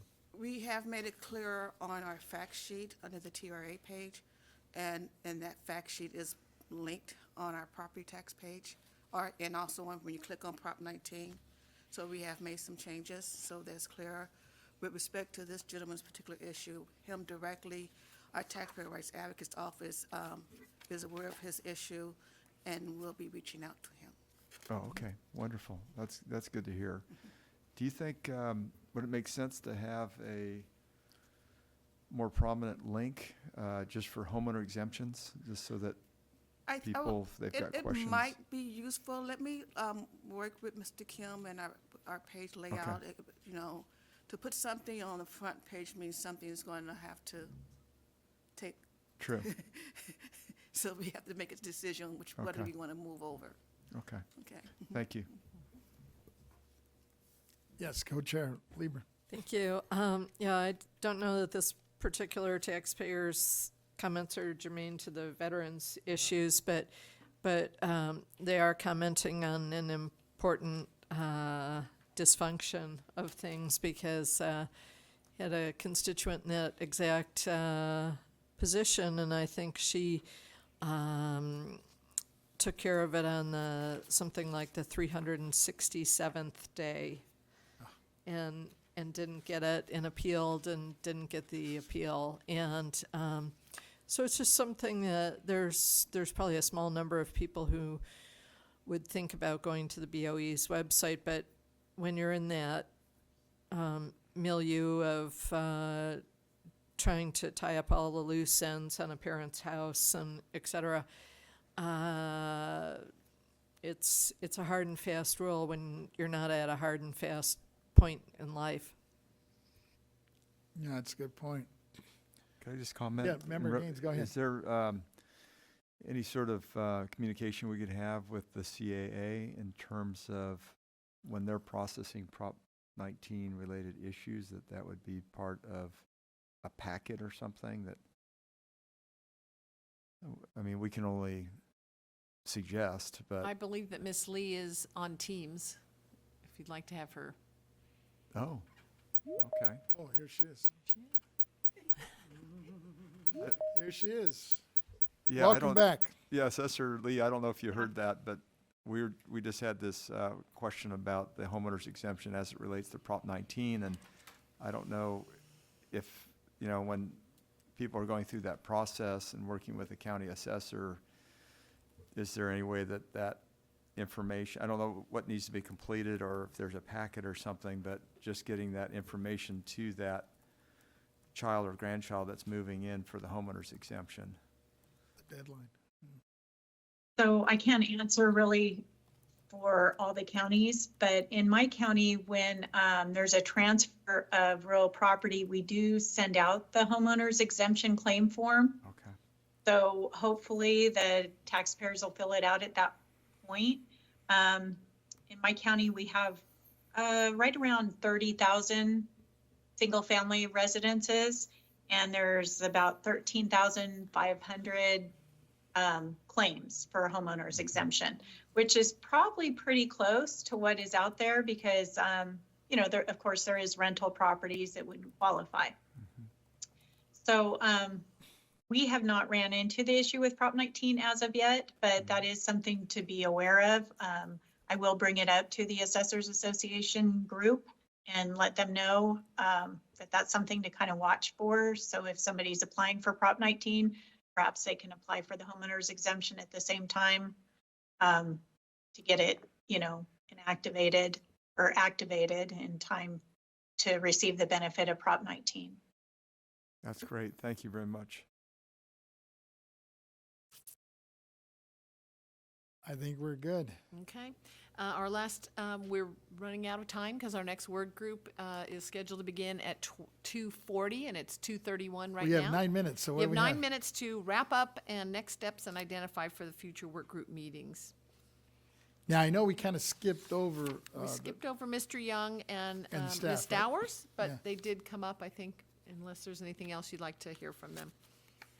I'm good unless somebody, or unless, I was kind of looking to staff to see if they missed, or they wanted to share something. If not, we'll go ahead and get into our deliberation. We can go to, you guys wrap up. Okay. Let me bring it back to my co-chair, Ms. Lieber. Well, I think that there's a lot of good content that's been shared today, some of which is already a known issue within the legislature. And I'm really looking forward to continuing to work on these issues. I think it's a great start to things, and so I'm looking forward to going forward on it. Appreciate it. And I think Ms. Stowers and Mr. Young, got the one issue that I think everybody seemed to be a consensus on, the possible LTA or at least some guidance as we move forward with those properties. To see what we have already And see, what more we can do. to make it clear and consistent, yeah. I think that's, for me, that was the biggest takeaway so far. But let me look and see if there's others. Are we good?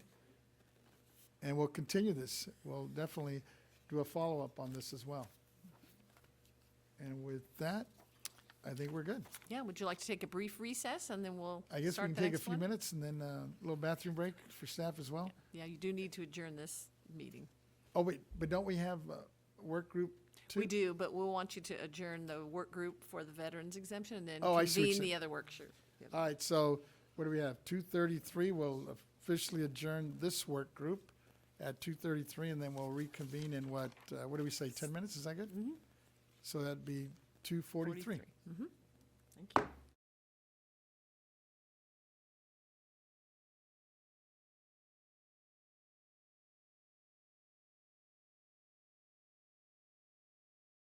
We're ready to reconvene. Don't say that. If I get Member Schaefer to come back up, I think we're good to go.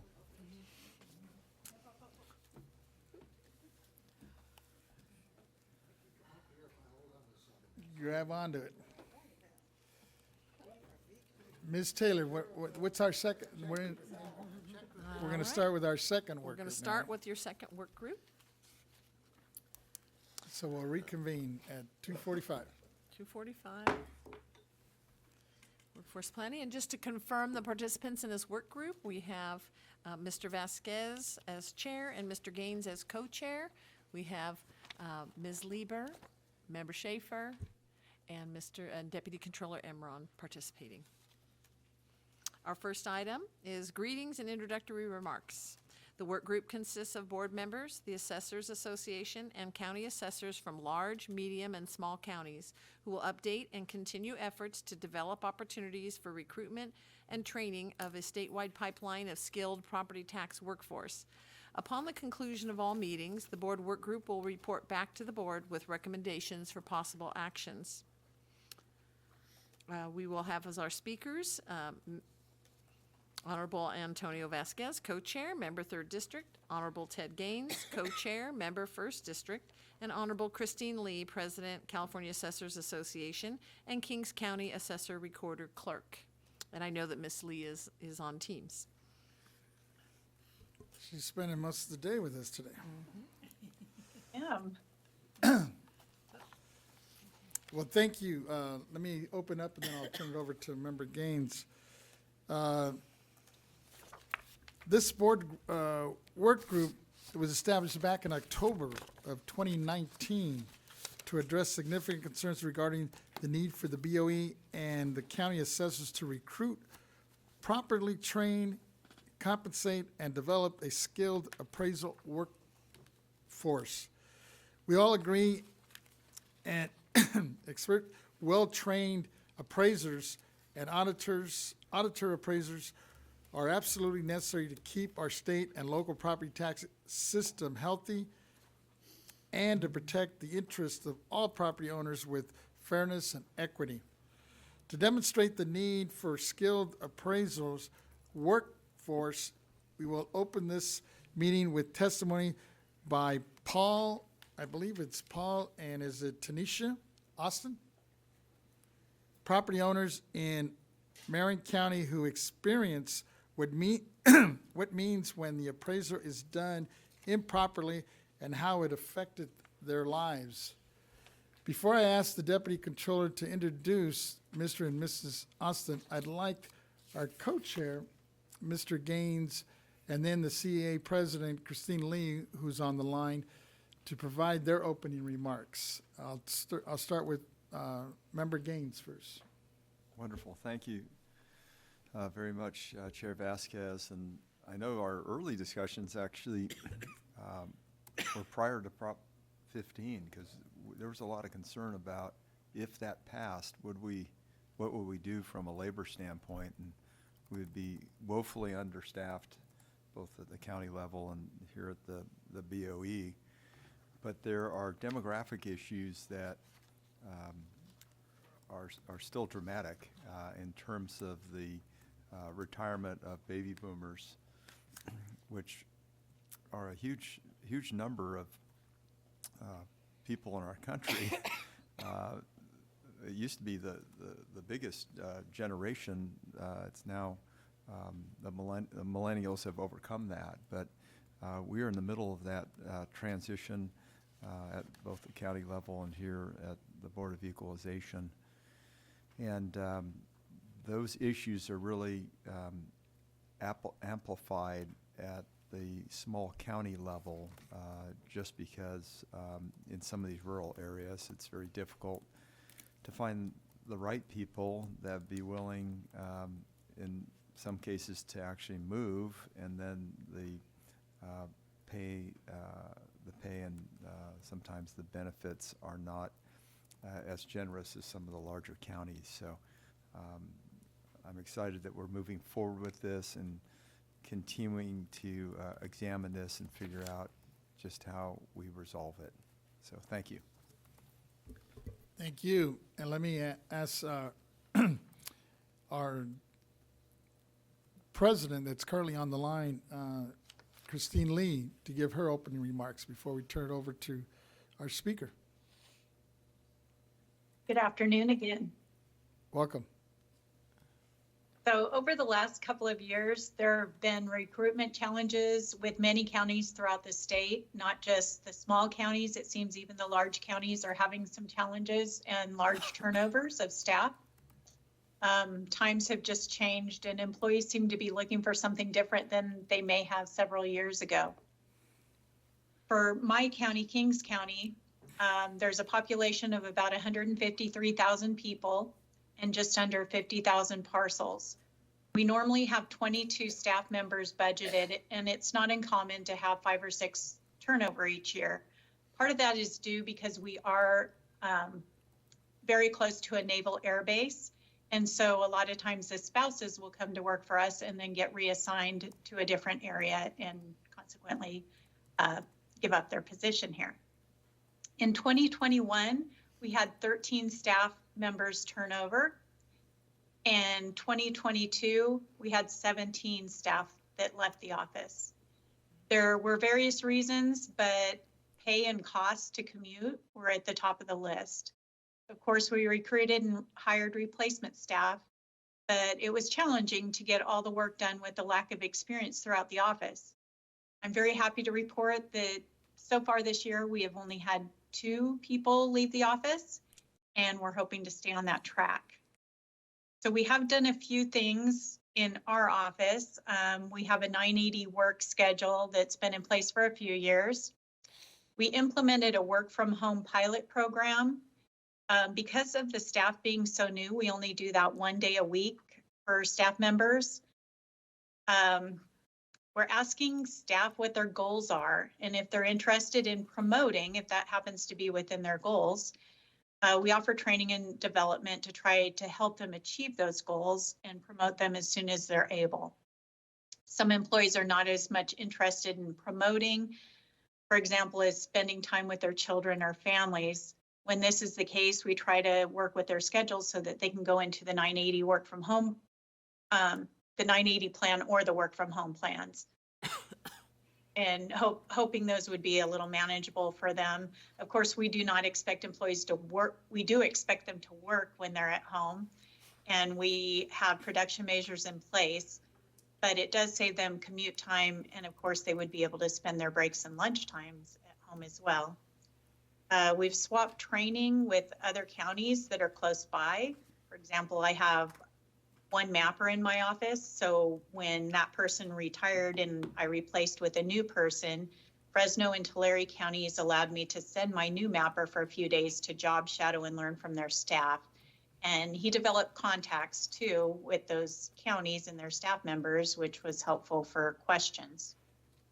And lastly, I've made attempts at increasing salaries, but that's been to no avail.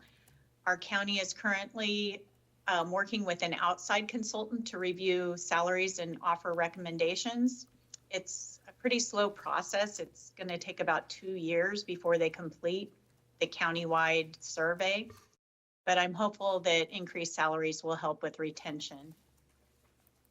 And then as far as community colleges, I know that's something that we've kind of kicked around the idea of having classes with the community colleges. My only concern about that is that most of our turnover in our office is not with the appraisers, it's more with the clerical staff. And excuse me. So I don't know if we had like a degreed program at the community college level, if there would be enough jobs, even with the surrounding counties, for the graduates, unless maybe it was just a degree in a broader area such as real estate. So that's my comments. Thank you. With that, let me turn it to our Deputy Controller, who I believe has some introductions of our speaker. Yes, thank you. I just have some general comments and then I'll move on. So on behalf of Controller Cohen, the Controller is excited to kick off this work group on workforce planning as a top priority of the Cohen administration to ensure a fair and equitable home appraisal system. This work is particularly critical to advance opportunity for all. A home is so much more than 4 walls and a roof. It is a place of safety, physical safety, and economic safety, a place where you can make memories with your family and relax after a long day.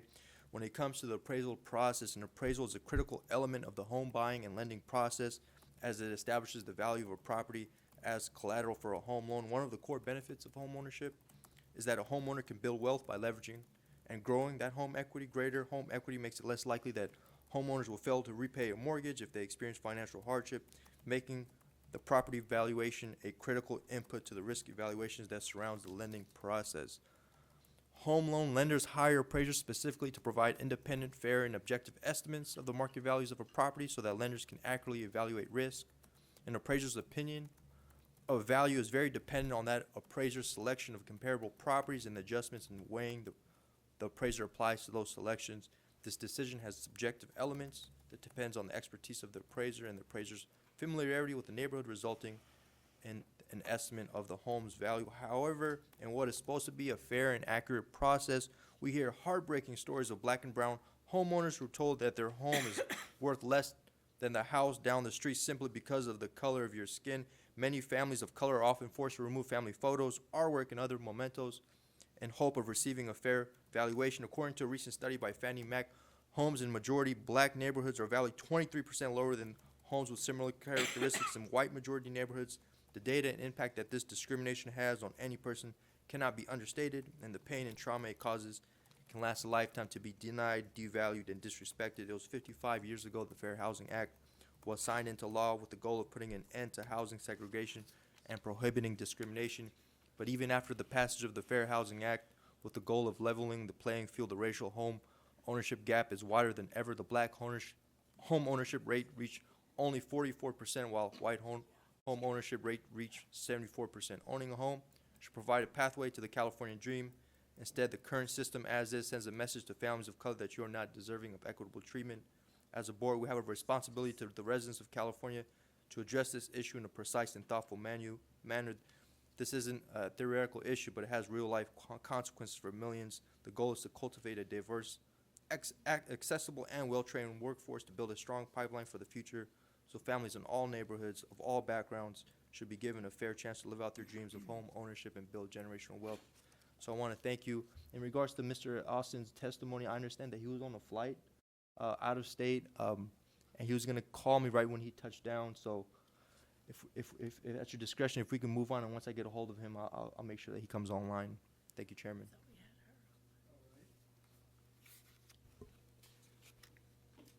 With that, Ms. Taylor, what do we have? We have next, number 2, overview of the 2020 report. The executive director and staff will report BOE efforts towards the 4 goals in the comprehensive outline for the Workforce Planning Board Work Group report. Our speakers today are Yvette Stowers, executive director, Board of Equalization; Lisa Renati, chief deputy director, Board of Equalization; and Mr. David Young, deputy director, Property Tax Department, BOE. Welcome. Good afternoon. Yvette Stowers, Executive Director. Today, I will be providing you with an overview of our findings from the Board's Workforce Planning Work Group.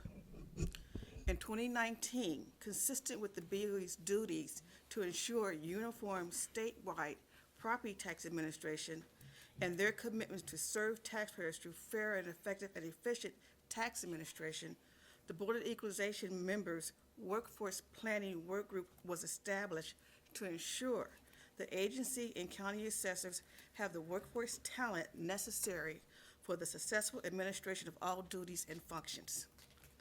The work group had several public hearings to discuss the specific challenges and identification of potential solutions.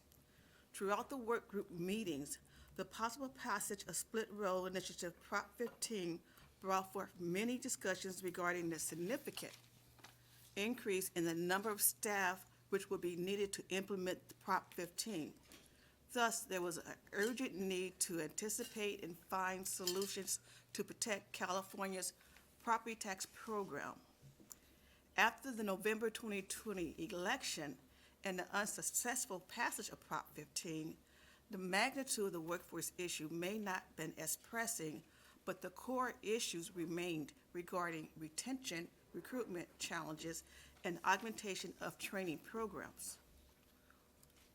For today's meeting, the board has asked me to report out on BOE's efforts towards the 4 goals in the work group's comprehensive outline. The goals were recruitment and retention capacity and needs; 2, compensation and classification plans; 3, appraisal and auto appraisal certification and training plans; and 4, community colleges, curriculum and partnership opportunities.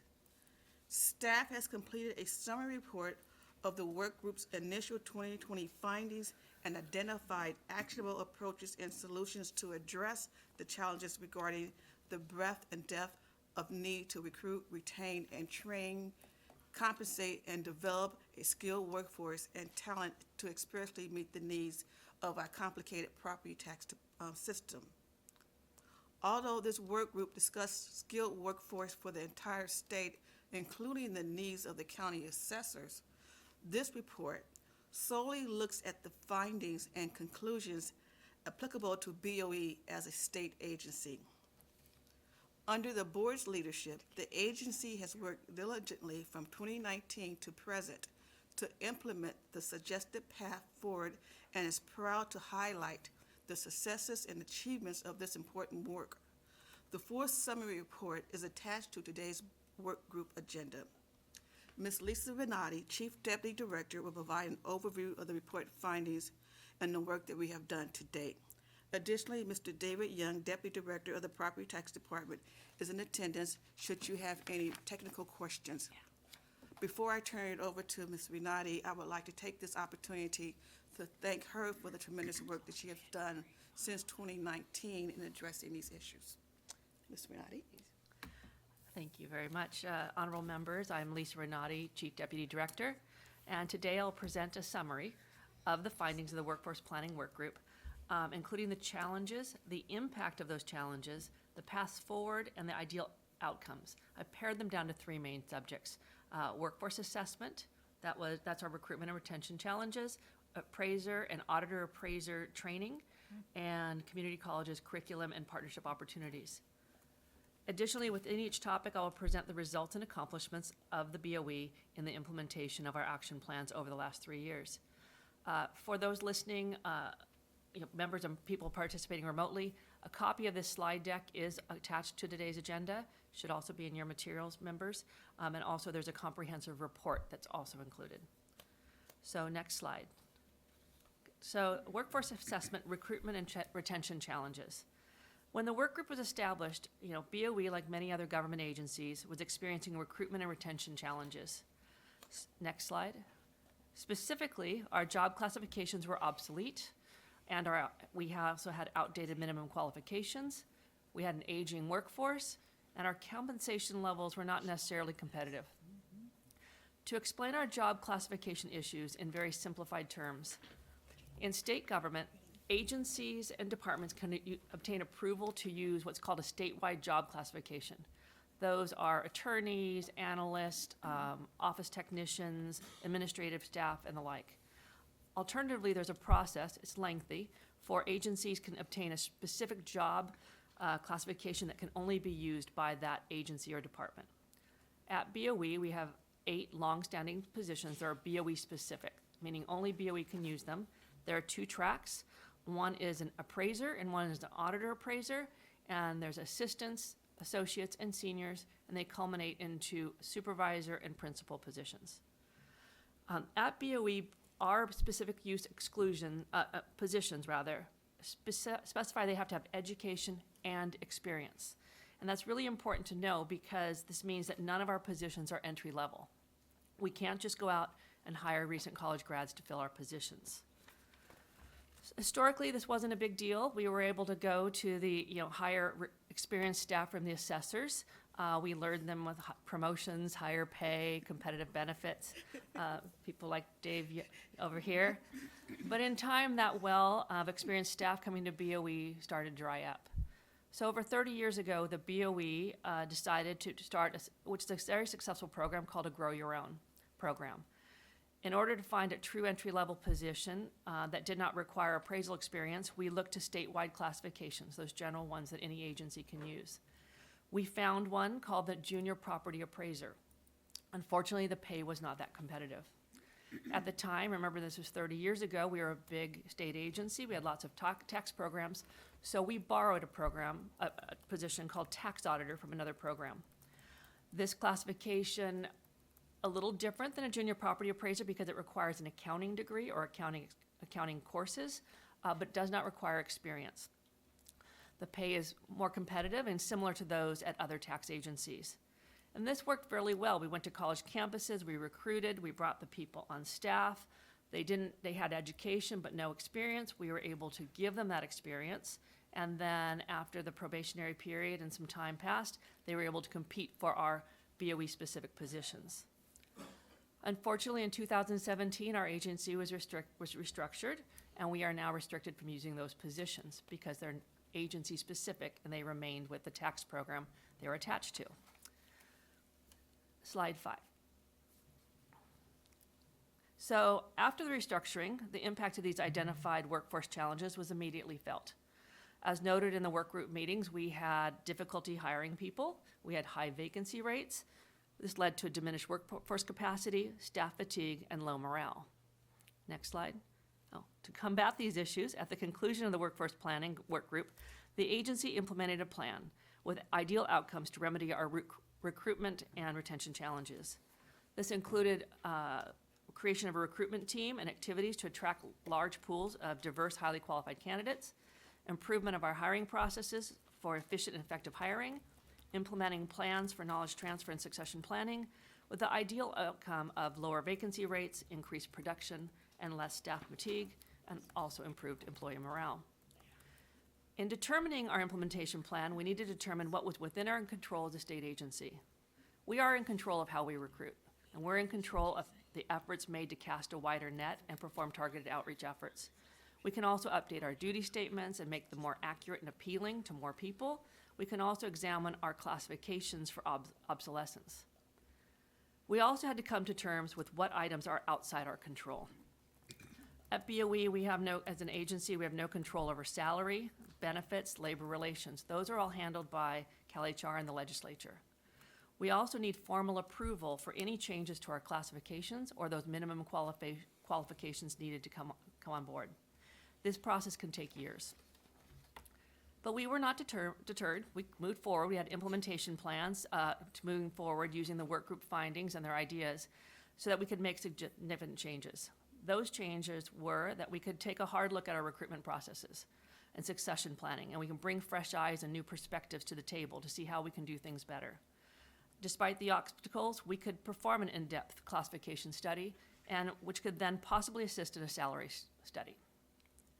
As a result of these efforts, the BOE has completed our implementation plans and has achieved the following. We augmented our recruitment team and recruitment materials. We reduced the time spent in the hiring process from months to weeks. I would also say sometimes it could take years to weeks, because it took a long time when we first started. Our delegated hiring authority was restored by State Personnel Board. That was a huge factor that moved us forward exponentially. We significantly reduced our vacancies, including through the use of the junior property appraiser, to continuing our relevant, successful Grow Your Own program. So despite this position pays less than other tax agencies, we've been very successful in bringing those people on board. And I will say, recently I was told we're having more success with that than the other agencies are having with their position, which to me means our recruiting efforts are working. We're getting people excited about coming to BOE. We've filled all of our key management roles and provided those managers with high-level training. We've implemented dedicated time for retention, mentorship, and knowledge transfer. We've eliminated work backlogs, and thus we've improved morale. We have additional accomplishments to brag about here. We have completed a 2-year detailed classification study of BOE's appraiser and auditor appraiser positions. This was a large undertaking, included input from staff of all levels throughout the agency. This is going to be the foundation of change for our classifications. We also gather the preliminary information needed for a long-term salary study. In short, we have accomplished a lot in just 3 years. But we're not done. The next steps at BOE will be to use the information from our classification study to seek approval to make adjustment to our classifications, hoping in the end to have a truly entry-level position, and then that will also give us some more competitive salaries, because those positions come with high pay. We also want to establish a study to get higher level technical positions at the top end. You know, we have 3 levels right now and then goes into management. We'd like to continue to have perhaps higher technical positions that can help assist, you know, our deputy director, our executive director, perhaps even me. I'd like to have those positions maintained. We'd also like to explore the use of other statewide classifications that could be used in the property tax department, as much as we can to fill the positions using the correct classification for the work that needs to be done. So that's work group. We've done a lot. The next item, members, is the appraiser and auditor appraiser certification and training. As you know, BOE is statutorily mandated to certify persons engaged in performing the duties of an appraiser for property tax purposes. We monitor their yearly training requirements, and we provide training on the core courses that prepare appraisers to take the exam to be certified. We do courses for advanced certification. We have continuing education courses, as well as special topic courses. The BOE also develops self-study training sessions for members of county assessment appeals boards and county staff involved in processing assessment appeals applications. When the work group met in 2019 and 2020, 3 training challenges were noted post-restructuring and for our agency anticipation of split role passing. The challenges were course content. The work group participants identified that training for specialized valuation topics was needed, frequency of courses. There was a concern that we wouldn't have enough courses to teach all the people coming in, and accessibility of courses. There was concerns that class capacity needed to be increased or more hybrid options. To meet the identified challenges, BOE reviewed the basis for these challenges and found that similar to our workforce capacity issues that I just discussed, at that time, BOE had a lack of experienced trainers. Our training methods were in-person, small format classes with limited size, and just a few hybrid courses. And due to those training challenges, we determined that if we did not act quickly, it would adversely impact both the BOE and assessors' offices with succession planning and creation of workforce gaps. After the workforce group closed, the BOE looked at our training processes and devised a plan of action to expand our course content, to increase the number of courses offered each year, and to use modern tools and online training formats. Through the majority of the workgroup meetings and until the end of 2021, BOE continued to work remotely due to stay-at-home orders due to COVID-19 pandemic. One of the unexpected benefits of the pandemic was BOE's increased utilization of technology in how we perform our daily work. We are proud of BOE's training and certification unit, and they have accomplished so much in such a short time. They've been including increased communication with county assessors about training needs, increased in-house positions on the BOE training team. We've increased the number of courses offered. We've augmented our training program in addition to in-person learning. We have multiple courses taught throughout all of California. We use retired annuitants. We're using experienced county assessor staff. And those two groups are presenting that highly technical information that we were lacking. And at the same time, we're having our staff participate in those courses so they can learn and grow, and possibly teach those courses again and again in the future. We've developed additional technical training for mineral properties, geothermal property, taxable possessor interest, and Prop 19. As this slide demonstrates before you, the number of students trained by BOE is at record levels. A 34% increase from fiscal year 19-20, even during periods when we were all locked down due to COVID. Also of note is an over 115% increase in the number of students in our in-person classes since fiscal year 19-20 to present. So for this last year that just ended, can you go back a slide? We taught 2,317 students. The majority of these are county assessor staff. Next slide. Which brings us to BOE's next steps. While we completed what we set out to accomplish from the Workforce Planning Group, we are committed to continuing to improve our training program by looking at technological solutions to track and monitor training and to support modern course delivery methods.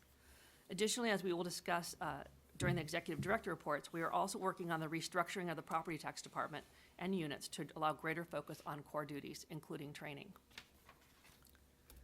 And members, the last item in the report is community colleges, curriculum and partnership opportunities. Next slide. The work group discussed partnership opportunities with community colleges, which could potentially be used to expand recruitment of appraisers and develop a diverse workforce pipeline. Community colleges could also provide information on modern educational training methods. The work group identified the benefits of collaboration with community colleges, which would meet BOE and assessor strategic efforts to ensure we attract, recruit, train, and retain the next generation of property tax experts through increased awareness of our industry. In addition to our recruiting efforts at the community colleges and universities, BOE currently has two strong partnerships. The first partnership is with American River College. BOE has developed two appraisal courses, Introduction to Appraising for Property Tax Purposes, and Appraisal of Personal Property and Fixtures. Both classes are taught by BOE staff acting as adjunct professors. Students taking these courses must register with the college and pay an enrollment fee, and they also receive college credit. The second partnership is with Sacramento State College of Continuing Education. The BOE provides an online course titled Basic Appraisal, which provides information regarding appraisal for property tax purposes. This course is limited to assessor staff and BOE staff only and does not allow for students to earn college credits. The course is free of charge to the assessors, as the BOE pays all costs for this course. And before I complete my presentation, speaking for the agency, I would like to recap the guiding principle which allowed BOE to make so much progress in a short period of time to complete all recommendations of the work group.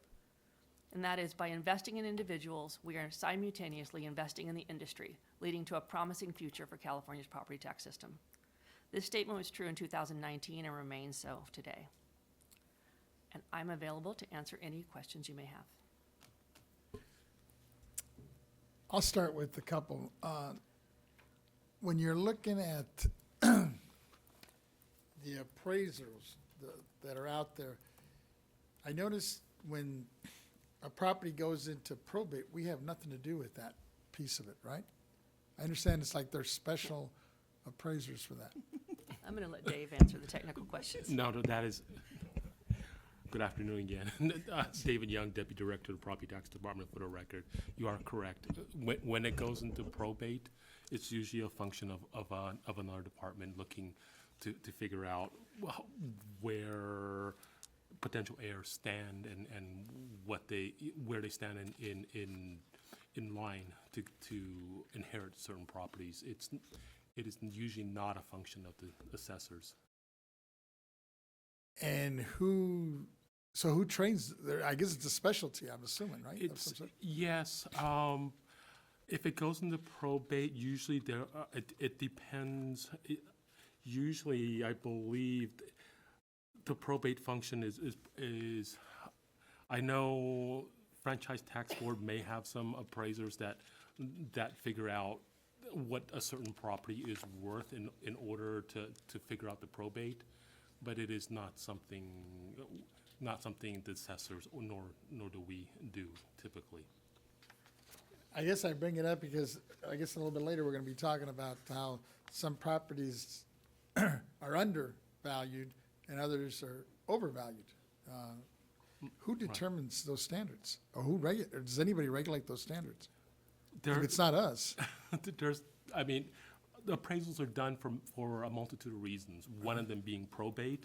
Right. The other one, the other major reason why an appraisal is done is probably for underwriting purposes. Right. In the case of somebody buying a property and they're getting a mortgage, the mortgage lenders typically want an appraisal to make sure that the real estate that is to be the collateral is sufficient to cover their loan.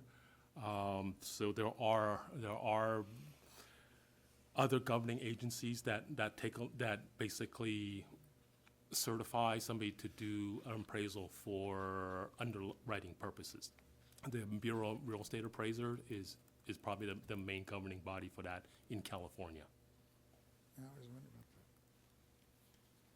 about that. And going back to your presentation I know it looks like we've done quite a bit on the working with state college or universities, I guess, and community colleges.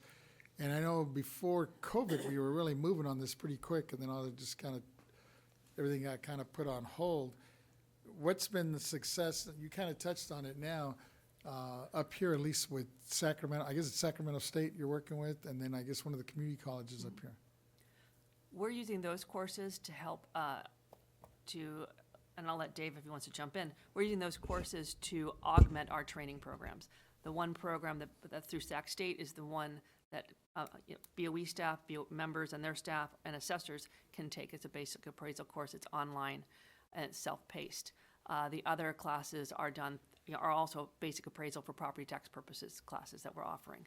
We're also using the community colleges and universities for recruitment purposes.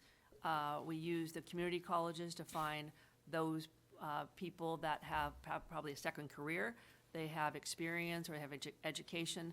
We try to get them excited about what we do here. Sometimes we find people with appraisal experience without the education, so we help them get that path to give their education. Oftentimes we find the opposite. They have education and not their appraisal experience, and that's where we bring them in as a junior property appraiser.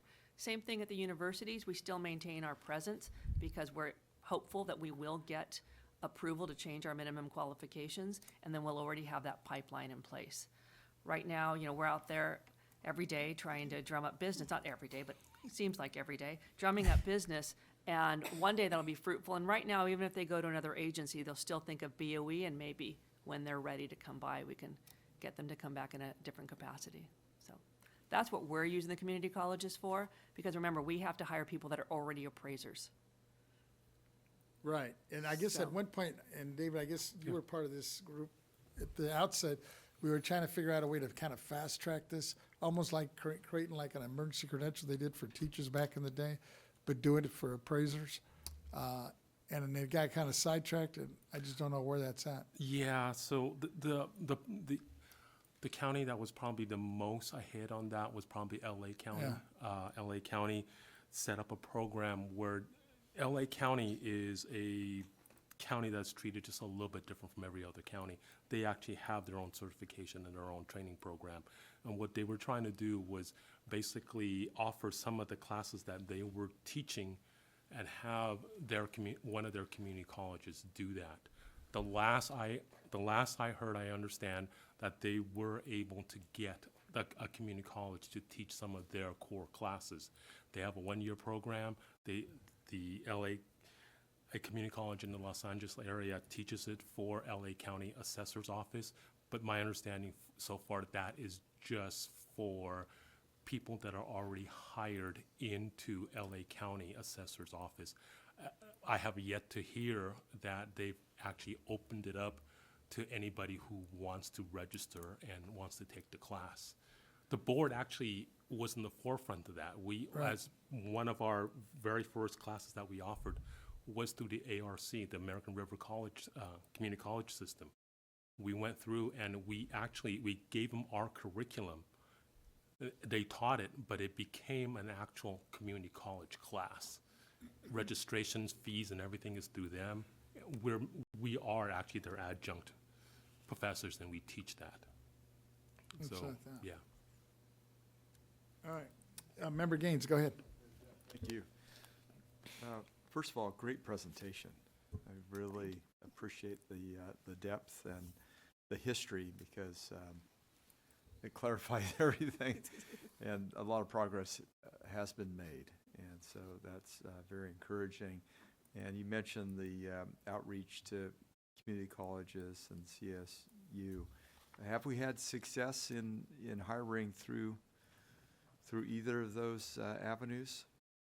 We have brought people on board through our recruitment, but they're people that were not necessarily when we went to the location defined as a target. Again, we can't hire entry level other than the junior property appraiser. So we are bringing in property appraisers. We're finding some, not as much as we want. In the old days of my recruiting career, I used to recruit tax auditors. Yeah. And you go out and you could just hire 14 at a time. It was very simple. We don't have that classification any longer. We have that junior property appraiser. So now we're selling, and we're doing it. We're selling this junior property appraiser that pays $6,000 a year less. But we're selling it because once you come in board, we will give you that on-the-job training, give you the experience you need, and then you can hopefully get promoted into the assistant and the associate positions. You know, in the last 3 years at BOE, we've had a lot of movement. You've heard me talk about the promotions and different people we've had. Right. We've had people who've started as a junior, they're already an associate in 3 years, so they're moving up fast. In the olden days of, when I started, you had to work here, 7 years to get promoted to an associate, maybe 15 years to get even higher. We are bringing people up very quickly, knowing at the same time we've got to give them knowledge transfer. So it's one thing we can retain them because we're paying them well, but now we've got to give them the knowledge to do what they need to do to be successful. Okay. And then we've got to find ways to keep them once they get to the top of their salary range. Yeah. Now, what is the time frame for a classification change? I know that you've been working on that. It could take, so, It's a challenge. okay, it is a challenge, that's a good word. I think the reason why it takes so long is why they didn't do it in the 1990s when they started using the Grow Your Own. At first of the classification study, we ended up contracting for that because it's a large project. And the professionals did come back with a report saying, wow, you guys do a lot of things with a few positions. So at this point, we're going to get that information. We're going to try to do a small change and go through with just one little small change that we're going to do first.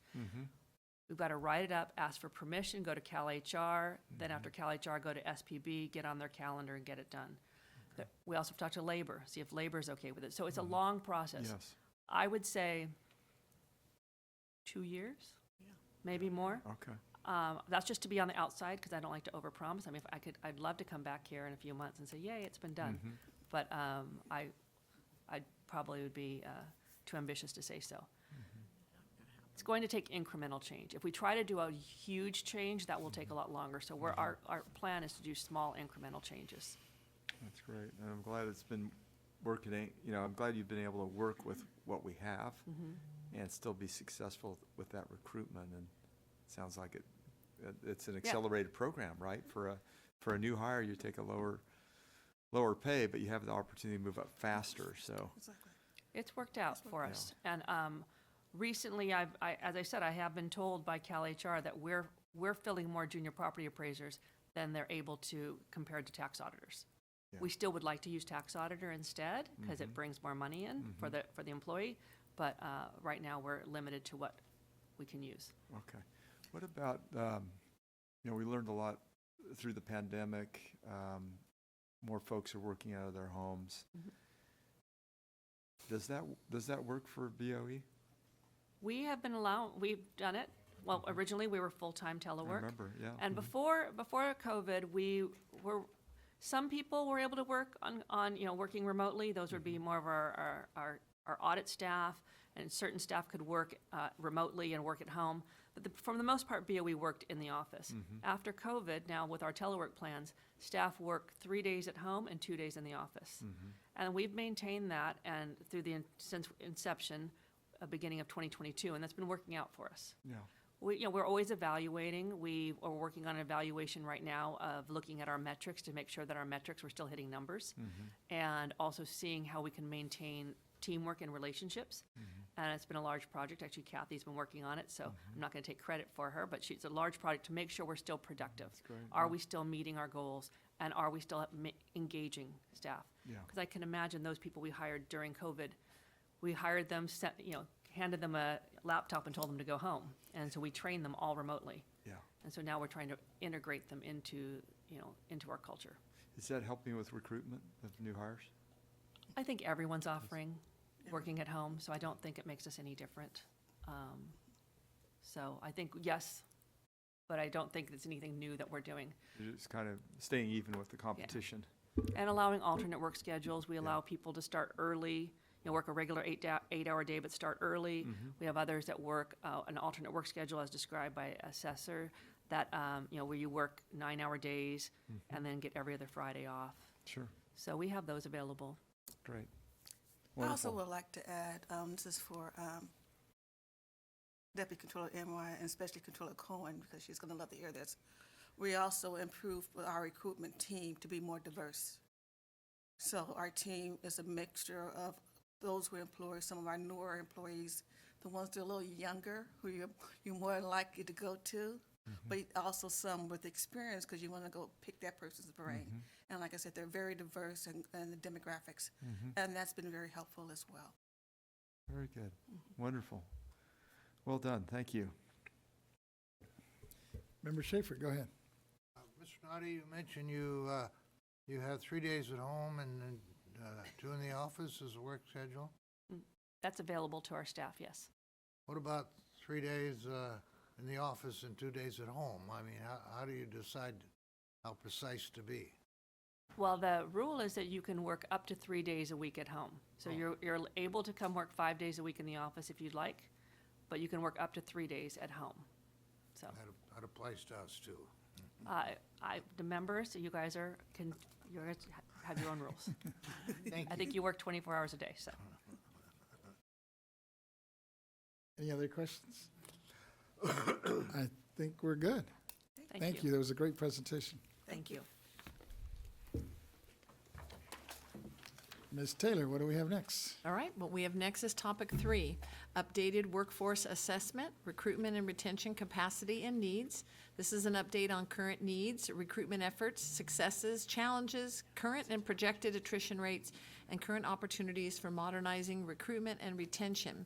We have a number of speakers. They're all remote, so maybe we can have everybody come up. We have Honorable Christine Lee, President, California Assessors Association, Joseph Vincenti, Chief Appraiser, Training Division, Office of the LA County Assessor.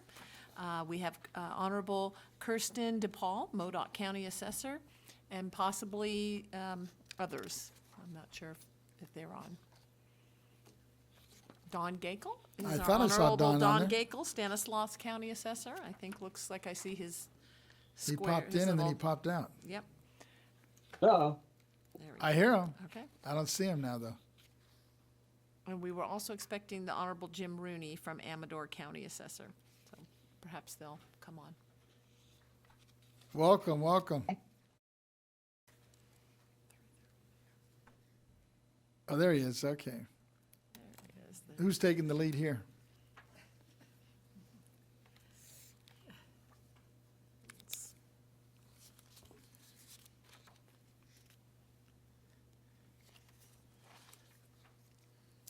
Ms. Lee, I see the president on the window here. Let me turn to you first. Thank you, Chairman. Christy Lee, CAA President. I think I spoke a little out of turn with my last spiel. I think that was more meant for probably this part right here. But anyway, I know the other speakers online, Kristen DePaul, Don Gakel, and Joseph Vicente, all have some contributions to make.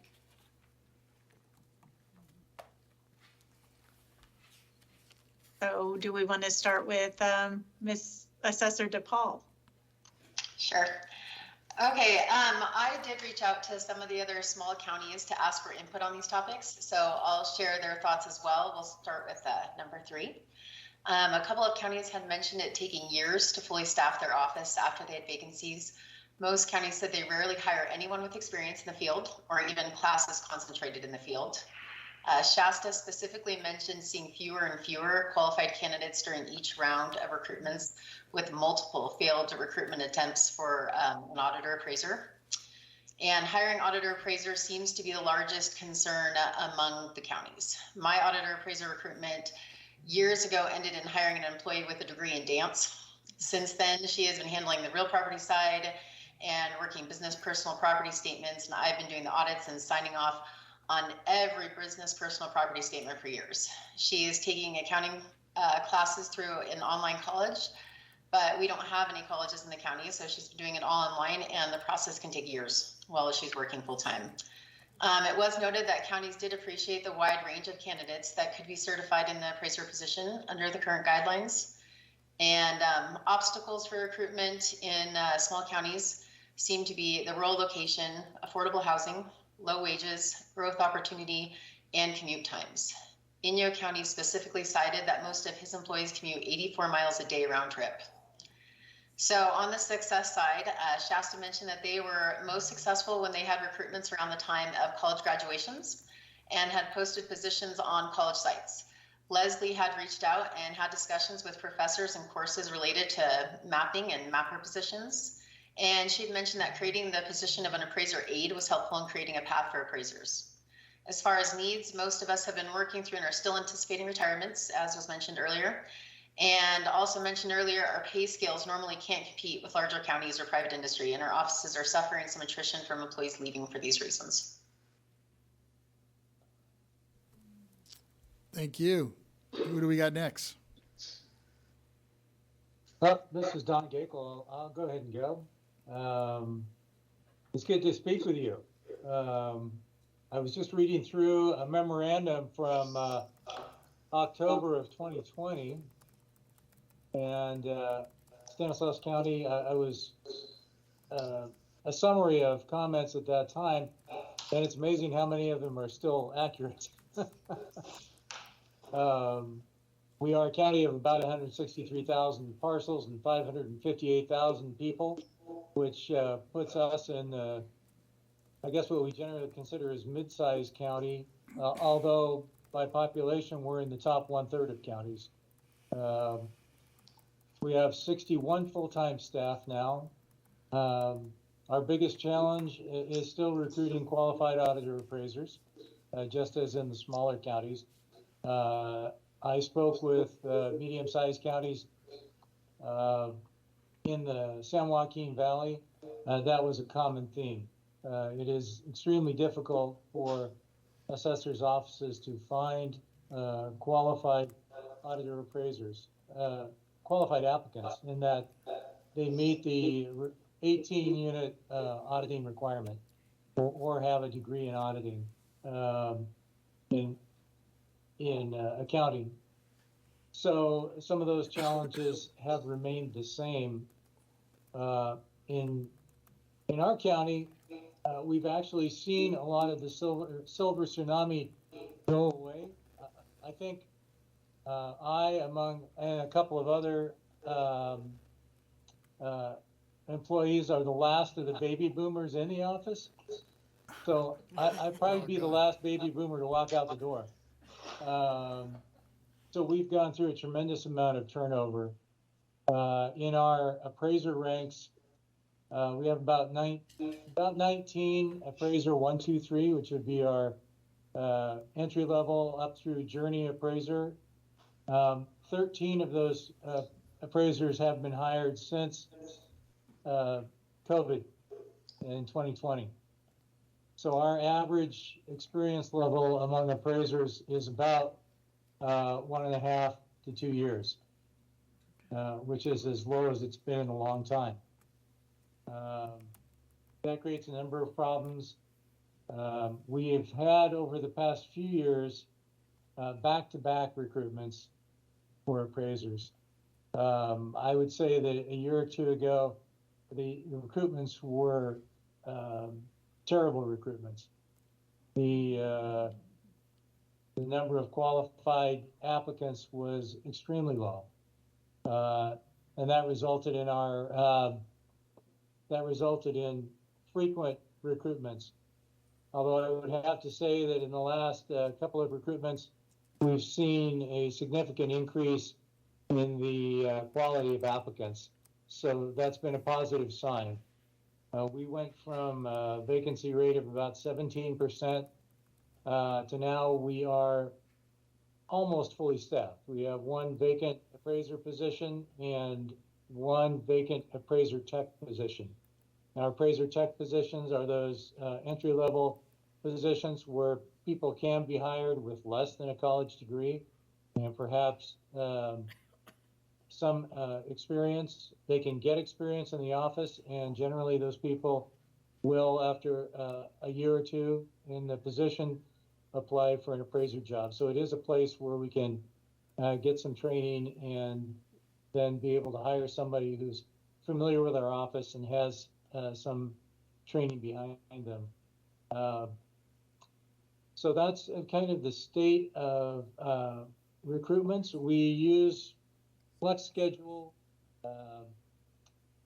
We have a very generous flex schedule that allows employees to work between the hours of 6:30 a.m. and 6:30 p.m. Monday through Friday, and to get their 40 hours in sometime during that time.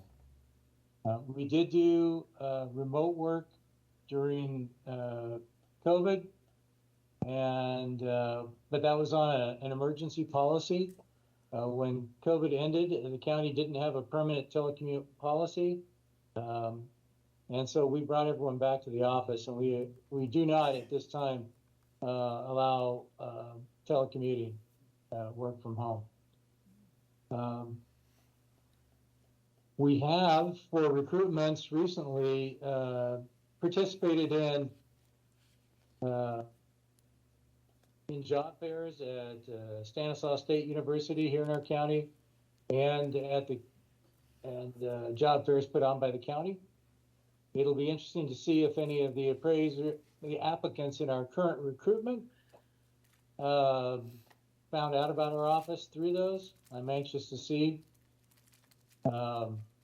We do require applicants to take a basic aptitude test as part of the recruitment process. Surprisingly, that usually eliminates at least half of the recruitment field, in spite of the fact that all of the applicants are college graduates. So I'm not sure what's going on there. I've taken the test myself. It is passable, so we'll continue to use it. That's pretty much the state.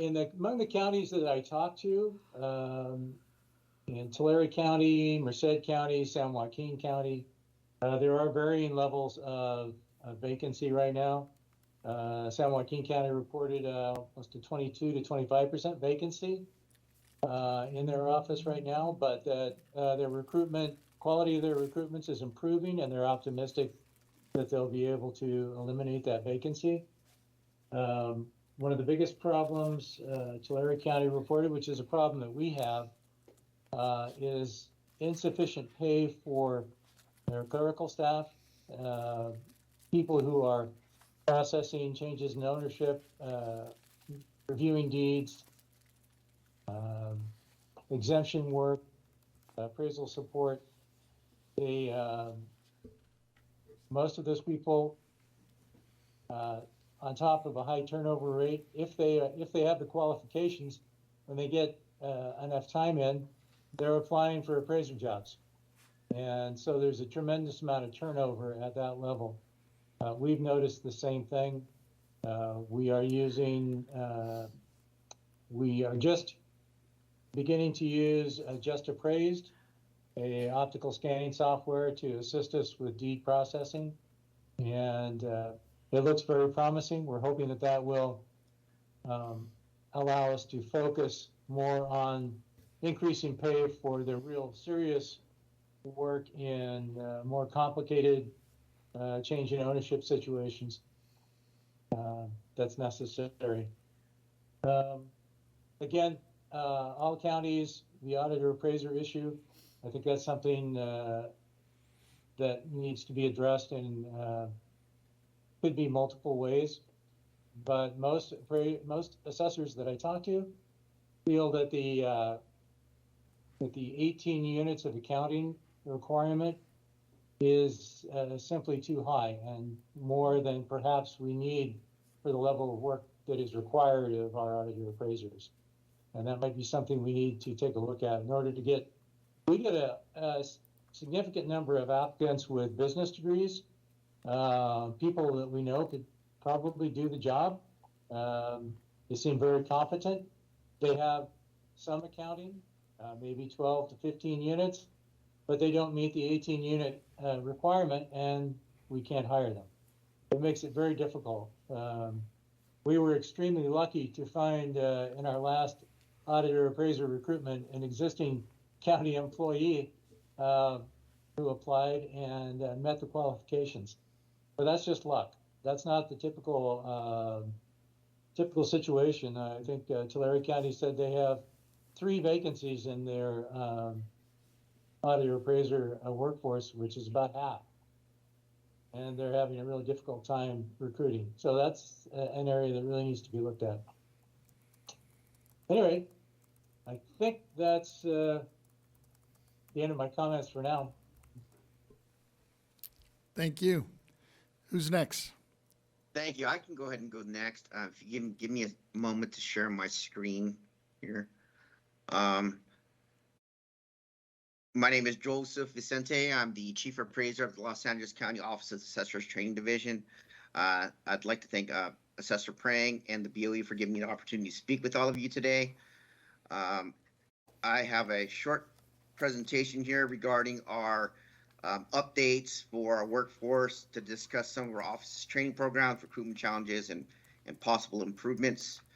As of July 10th, 2023, the LA County Assessor was made up of 1,273 staff members. On average, the assessor employs approximately 1,285 staff members each year.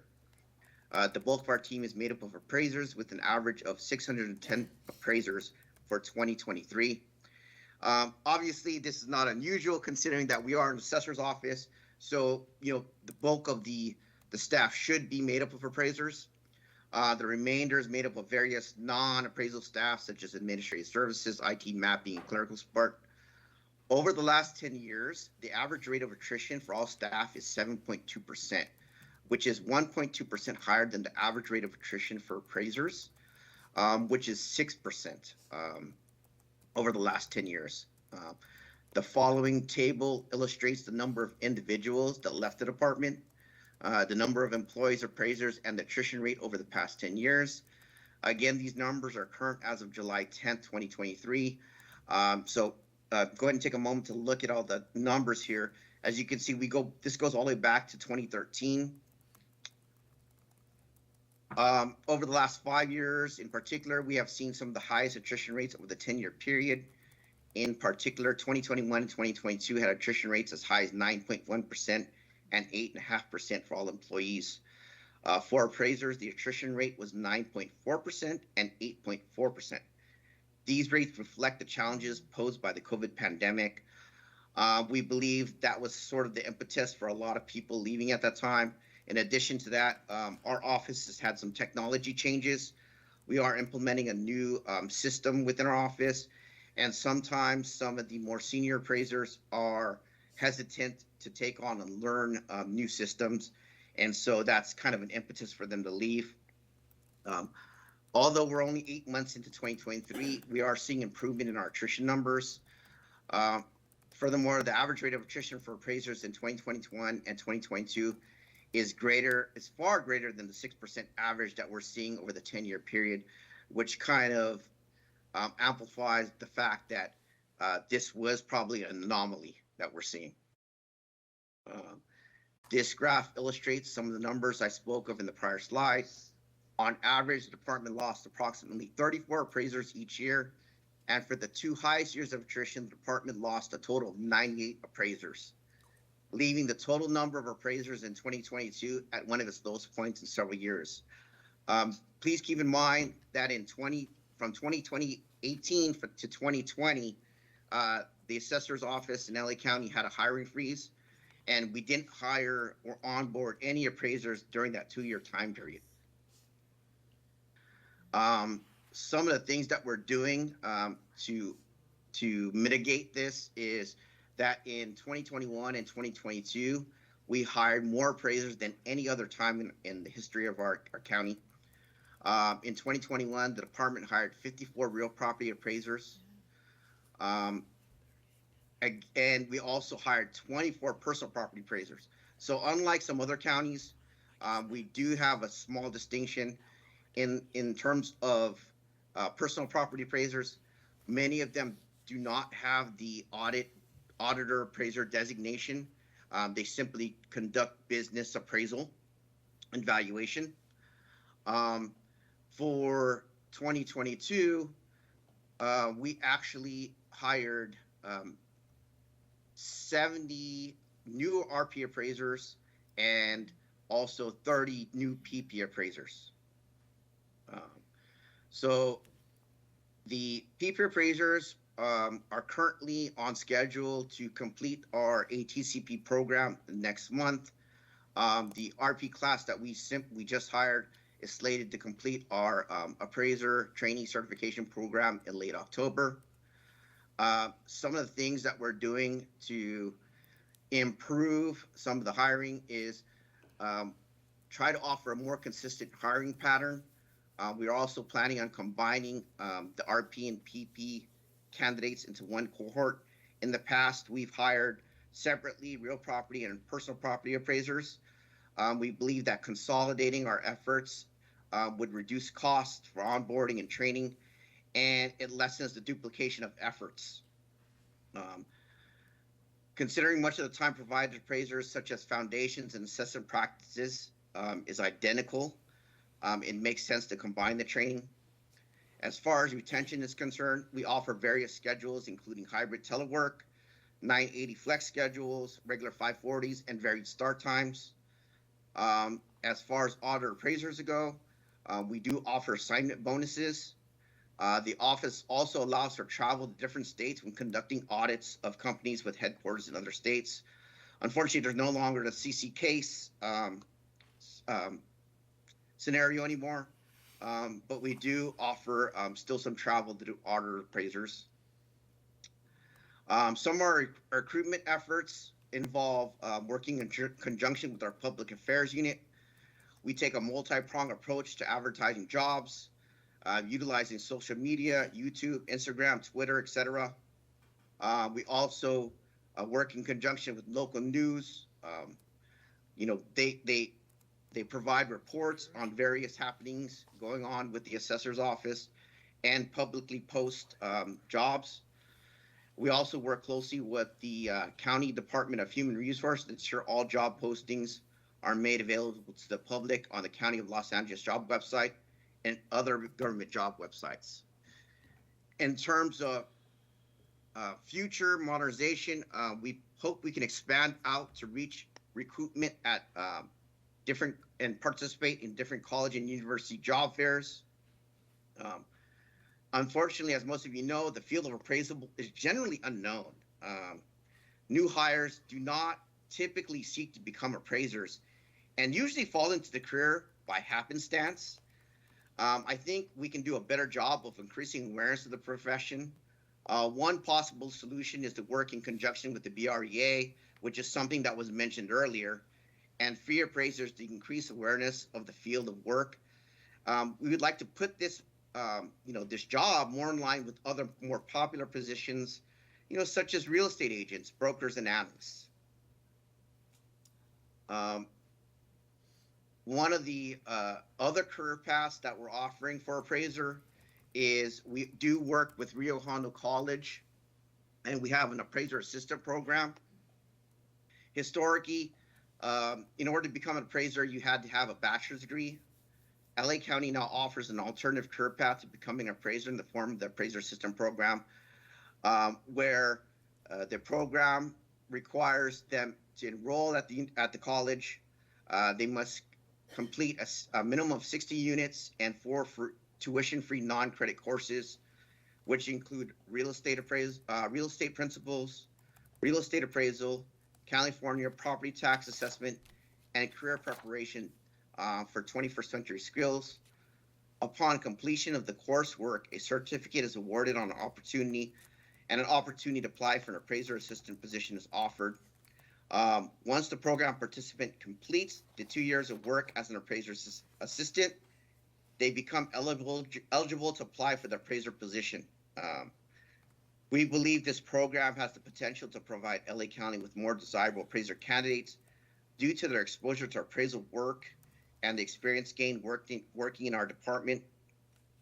We are currently in the process of hiring our second class of appraiser assistants, and the current class will be eligible to apply for the appraiser position as early as next year.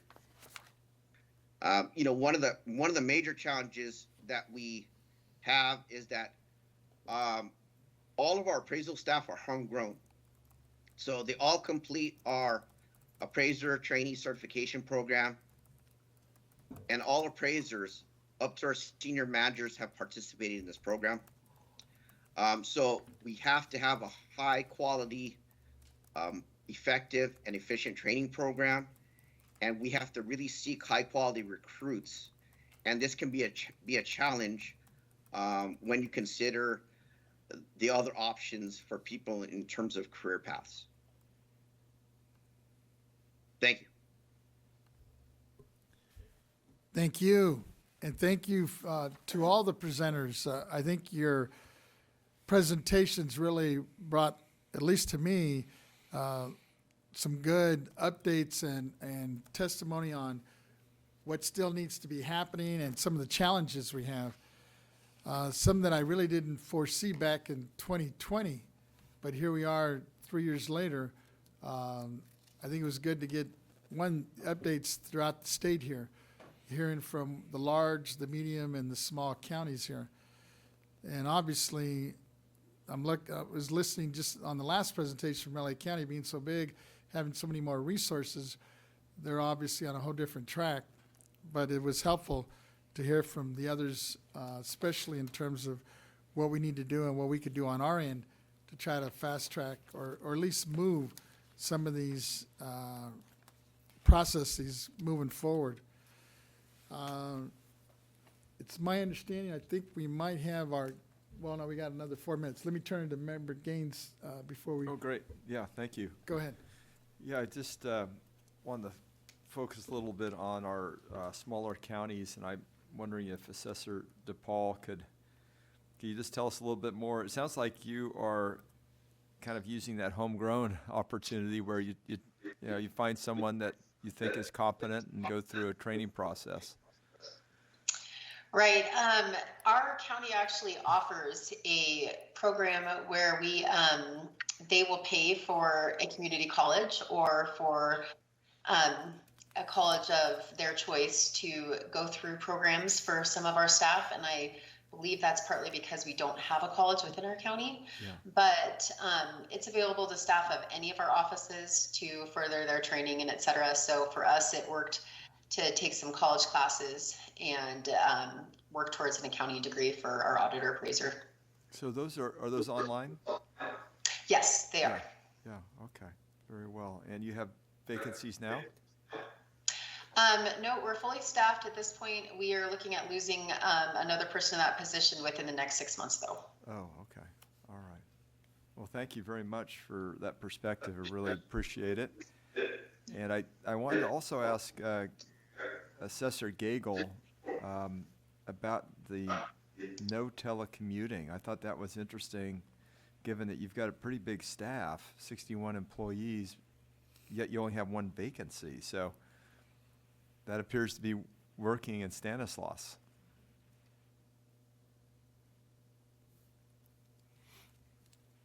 Take myself off mute. Yeah, it is working for us. Now, I will say we did have a lot of vacancy. I don't know that it was due to telecommuting per se. A lot of it was just natural turnover. We did have a lot of retirements. We had some great candidates. We had one great appraiser that was working for us, but he left us to go work for the city of Modesto as a planner in their planning department. And, I was hoping to get him back, but now he's moved on to work for a private company doing the same kind of thing. So, Interesting. but generally speaking, I think we're doing okay without telecommuting. Most employees are within 20 minutes of the office, so it's our commutes are not like the Bay Area commutes or the LA commutes or anything like that. So it is working for us. I'm open to it. Some of my supervisors and my assistant assessors are more opposed to it than I am, but I'm open to hearing a discussion. I just want to hear a thoughtful discussion on how it can best help the office. Most of the suggestions I've heard so far have been how it can help the employee. I want to hear how it can help our office, and I'm open to hearing that from employees. But yeah, we're getting along pretty well without telecommuting. Yeah, that's very interesting. Well, thank you for all of your presentations. Want to thank Mr. Vicente too, with as the chief appraiser. Just light years different than small counties in terms of just the magnitude. It's just amazing. One takeaway that I've got has to do with this accounting aspect. The 18-unit requirement, if we could figure out how to, provide more flexibility for folks that maybe have some work experience that wouldn't require that full 18 units, that would be wonderful. But No, I think that's good key. I presentation. think we were Yeah. looking at, that's how remember when we first talked about this, Yeah. kind of doing an emergency credential where experience would qualify for some of those units. Right. And we should revisit that. Yeah. Great. Thank you, Chair Vasquez. Okay. It's my understanding we may have somebody online or not yet. They're not online yet. Okay. So if you'd like, we could go on to the next topic, which has the same speakers, and then we Sure. could stop when the next group comes on. The next topic is topic 4, update and I think- discussion. excuse me. Yvette Stars, Executive Director, Lisa Renati. We want to comment on the requirement to have Sure, come on 18 units of accounting. And Dave may also for the certification, again. So for a typical tax auditor position or an accounting position, you need an accounting degree or 19 semester units, and this is state of California minimum qualifications. Now, those classes are very specific of those units you need to take, beginning accounting, intermediate accounting, advanced accounting, business law, auditing, and there's one, cost accounting.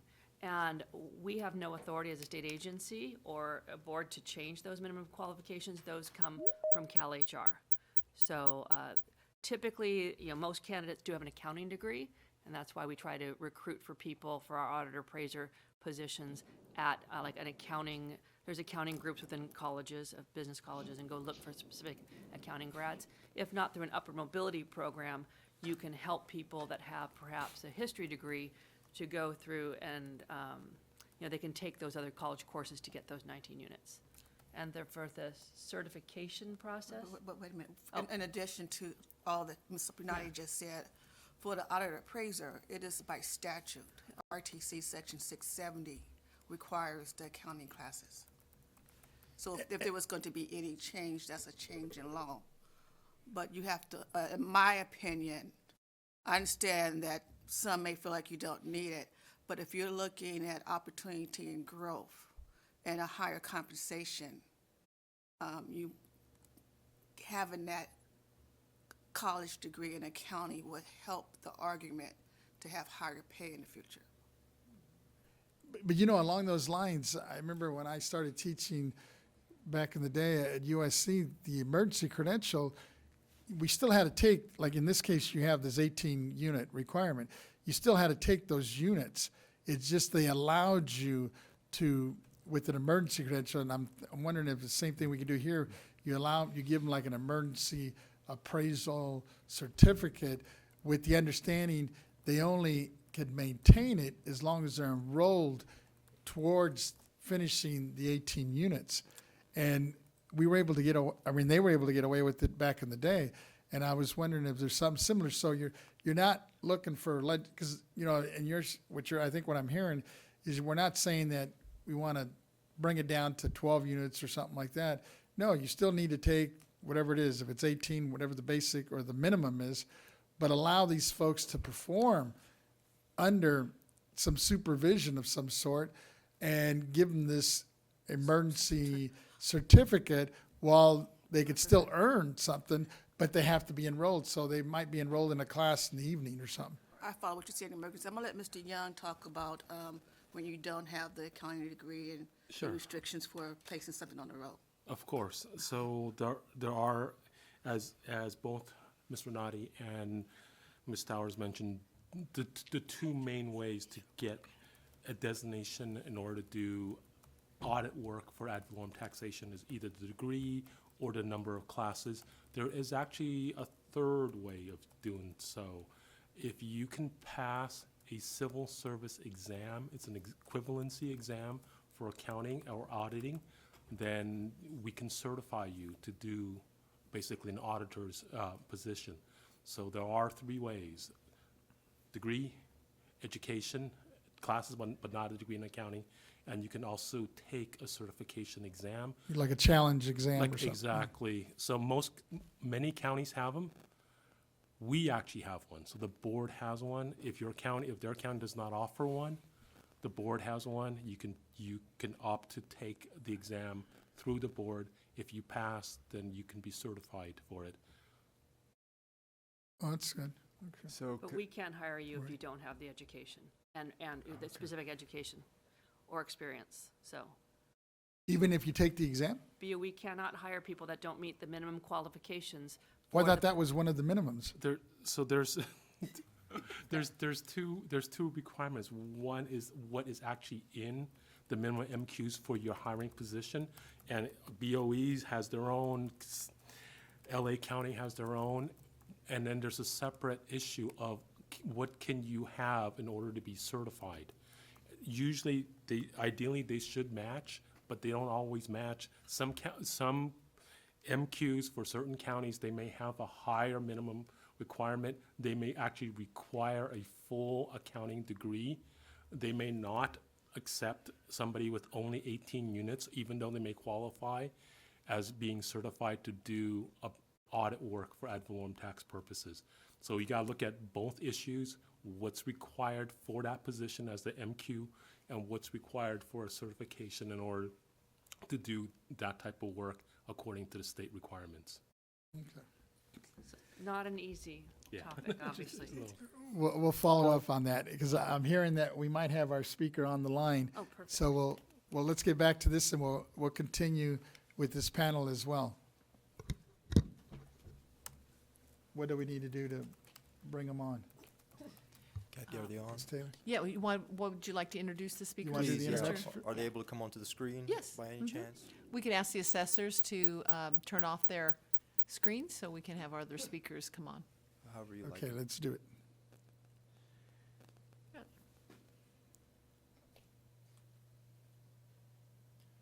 Oh, there they are, okay. Hello, can you hear me, Mr. and Mrs. Tate, Austin, Mr. Austin? Yes. Thank you for joining me on behalf of the controller. I understand you're all on vacation, so I just really want to appreciate you taking the time out of your day to discuss a very, very important issue and welcome you to the California State Board of Equalization. Just a little bit about what we do. This is the only elected tax board in the country. We're in charge of administering the multi-billion-dollar property tax system, which is the second largest revenue stream in California, which in turn becomes the fourth largest economy in the world. So I just want to make a quick introduction of you. We have Paul Austin and Tanisha Tate Austin joining us. They're a couple and a family. They're from Marin City, Marin County, 10 minutes north of San Francisco. It's a hilly, historically black community in Marin County. And in 2016, you purchased your dream home. And over the next couple of years, you did a series of upgrades to that home, expanded the living room, added a deck with San Francisco Bay views. That's my favorite. 1,000 square feet extra for your home. And to help pay for that work, you decided to refinance your mortgage. And at that time, you had an appraiser come inspect the home, and they concluded that your home was worth $995,000, even though less than a year earlier, the house was appraised at over $1.4 million. So at that time, I can only imagine how much shock and disagreement that you were in. So you requested a second appraisal, but this time you did something quote unquote whitewashing, where you took down the photos, the mementos, anything that said that you were a black family living in that home, and you asked a white friend of yours to come sit in and greet the appraiser. And in that process, that new appraisal came in at that almost close to $1.5 million, if I'm not mistaken. It's nearly $500,000 higher than what was the original estimate. And your story went viral, and I want to thank you first for sharing that story. But I guess in the 21st century, we call it viral now, where ABC, BBC, CNN, New York Times, Washington Post all picked up your story and shared it throughout the world, which caused a lot of outrage too, I can only imagine. So much so that the story made it all the way to the White House, and you were invited by Vice President Kamala Harris to come speak to your experience. And you also were testifying to the Consumers Financial Protection Bureau's appraisal subcommittee, where you got to join HUD Secretary Marcia Fudge and speak to your story. And then lastly, ABC also picked up your story and featured you in a documentary, Our America Lowballed, and it speaks about the discriminatory practices in the appraisal industry. So, Mr. Austin, Mrs. Tate Austin, I just want to welcome you to the Board of Equalization. And if you want to just take a few moments to share your story and the impact that it had on your lives. Thank you. Thank you for having us. Is there feedback? Not on this end, maybe on your end. You know, if Okay. you have, I don't know if you have your phones next to your monitor. You might want to move them. Thank you. That sounds good on this end. Okay, well, thank you for having us and thank you for the work that you do. We appreciate the opportunity to share our story. You've said most of it, so I don't know that I can say anything better than what you said, but just that this process has definitely had an impact on our family, and we want to, unfortunately, we know that we are not the only folks who have had this experience. The research says that it happens quite frequently to Black and brown folks in our country.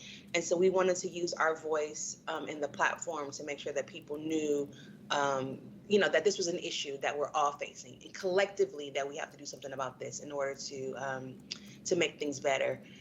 So there's I'm not sure like if there are particular questions that you want us to answer, but the White House, the PAVE Initiative. The PAVE initiative came up with several recommendations for the country, or several recommendations for the industry to help improve, to prevent this from happening. And one of those things was to diversify the industry. 97% of appraisers, through, I guess what you guys call them, local companies or non-governmental companies, are white. And so that has an impact. The country isn't white, so there's a disproportionality of like the number of appraisers who are white versus the number of white people in our country. So that was one of the recommendations, was to make sure that the industry got diversified so that you have more people that had experiences in the communities that were being appraised, be able to go out to homes and have not have that bias per se that may come with not being from a particular community. Thank you. Thank you for that. And I said this to you in person. I just want to also thank you for your bravery and courage to share a story like this and put yourselves out there and really create change across the country, so much so where the White House even is on notice now about your story. So I did have one question I wanted to ask you. So I'm glad to hear that you took advantage of the opportunity to seek a second appraisal when you believed you were lowballed on the first appraisal. At the conclusion of this work group, this board will put together a final report with some recommendations. The controller believes the ability of a homeowner to weigh in on the appraisal process is imperative, as highlighted by your story.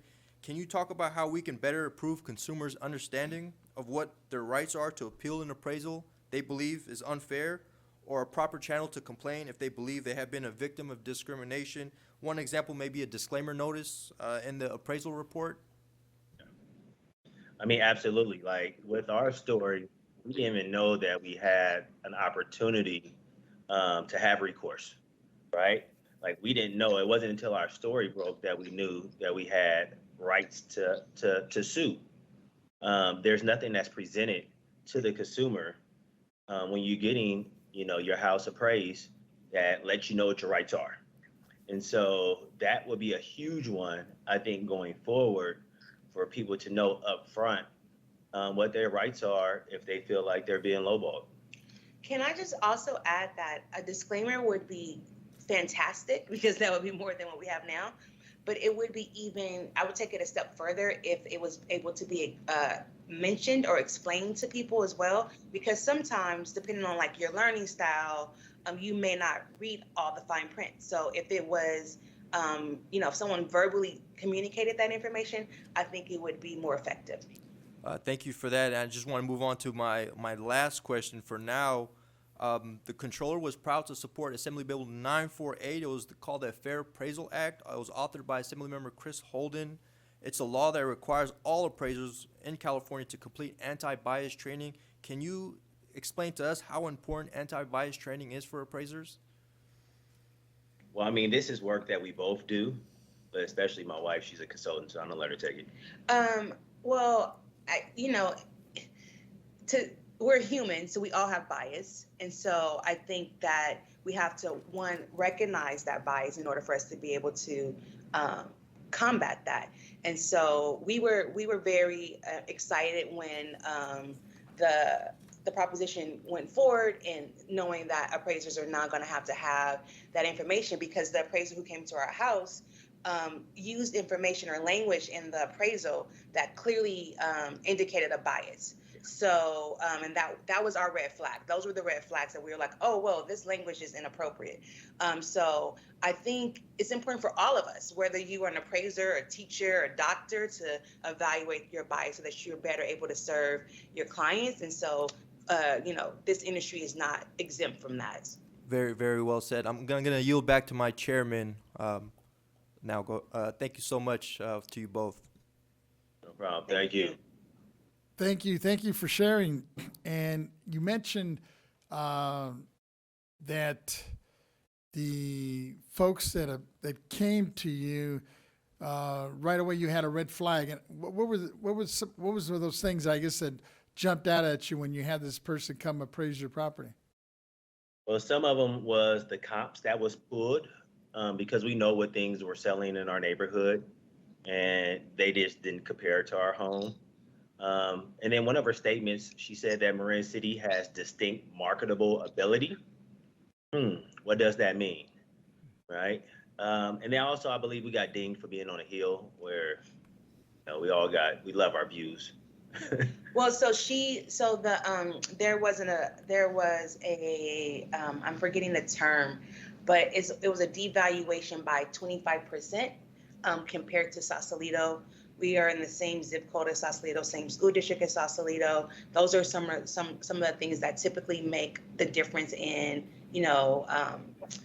how much the house might appraise for. When she said distinct marketability, she said as compared to the surrounding areas. So there was a juxtaposition between our community, which is historically Black, and the rest of Marin County. So there were, those were some of the red flags, as well as our community is very small, so we know all the comps. I've actually walked the comps, so I know how much the other houses were going for in the area. And I also know those houses were sold by white families. And so when there were white families that were selling their homes, the houses appraised, or, the interest was higher, meaning like the interest, like people wanted to buy it. So the houses went over asking. And so just we paid attention to the trends in our community. No, it's interesting. And I kind of experienced it a little bit even in Santa Monica when I was looking at some hillside properties. And you're right. I mean, this happened to happen to a Latino family versus an African-American family, but it was no different. And I was just appalled when I saw these appraisals come in. Now, what bank were you working with that provided this appraiser? We were working with a broker. Oh, was it a broker? So our broker,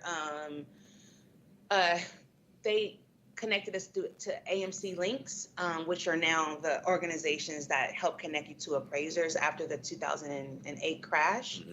So it wasn't our broker. He was totally supportive, because the moment we said to him, I think there's some red flags, he was like, well, we can request an ROV, but we're not guaranteed to get it. What's an ROV? A request for evaluation, so a second request. And so you request that, and you're not guaranteed to get it. But fortunately, we were able to get the second evaluation. Otherwise, you're just stuck. And I think the number one reason why loans don't go through is because of lack of funds, which comes from like a low appraisal. So this is literally keeping people from being able to buy homes. Yeah, appraisers have so much power when it comes to deciding how much your property is valued.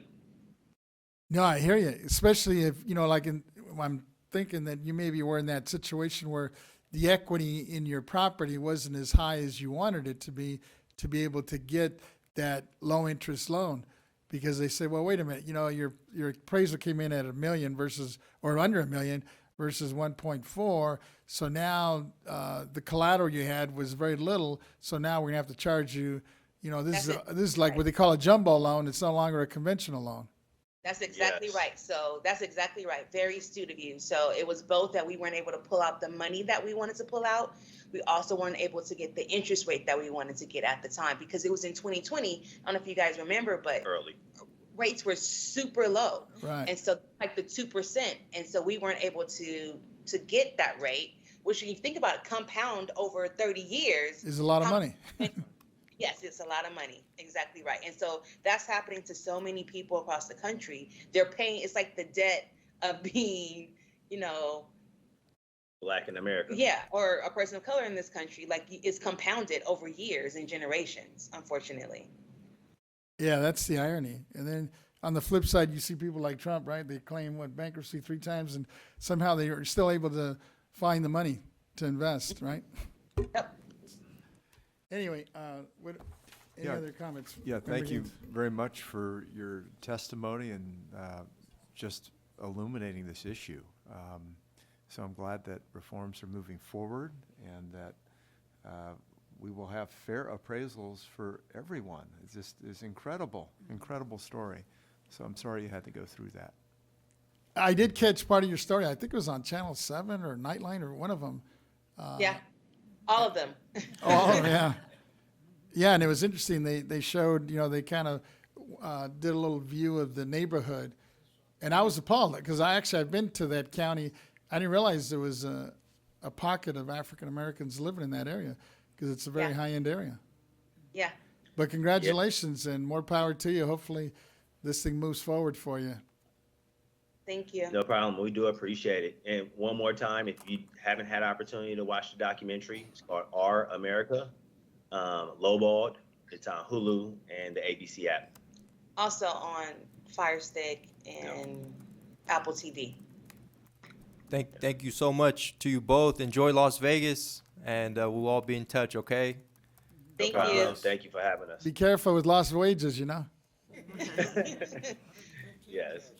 I know. Thank you. Thank you. Did we have anybody else on this item? On the No, line? we're We have this. The Now we second can panel go come to back. item 4. Okay. Our topic 4 is update and discussion of mandated appraiser and auditor appraiser certification and training options. This is a discussion of assessor's office training methods, efforts, challenges, and/or gaps and opportunities for program modernization. Our speakers again are for large counties, Mr. Joseph Vicente; for mid-sized counties, Honorable Don Gakel; and for small counties, Honorable Kirsten D. Paul. Welcome back. I can go ahead and, thank you. I can go ahead and start if you'd like. Sure, go ahead. All right. Let me go ahead and share my screen for a minute. All right. So, as most of you already know, the assessor's office in LA County has a 1-year fully immersed training program called the Appraiser Trainee Certification Program. In the past, the entire method of training was done in-house. And I believe this was mentioned earlier. We do now utilize a community college to provide some of that training now. And with regards to the in-house portions of the training, these items include courses such as appraisal foundations, assessment practice, the cost approach, valuing machinery equipment, and basic audit. During these phases of training, the appraisers also learn various LA County policies and procedures during some of their work functions. As far as outside training goes, we do collaborate with West Los Angeles College. West Los Angeles College offers 2 courses. They teach the sales comparison approach and the income approach. We actually have plans to expand the course offerings at West LA College, which would include the cost approach. So there is some possible expansion for us there. In order for the appraisers to attain any kind of credit, as you know, they must have either a bona fide offer in employment or must be already employed by the assessor's office. And so these courses at West LA College are closed off to only those members of the new training classes that were just hired.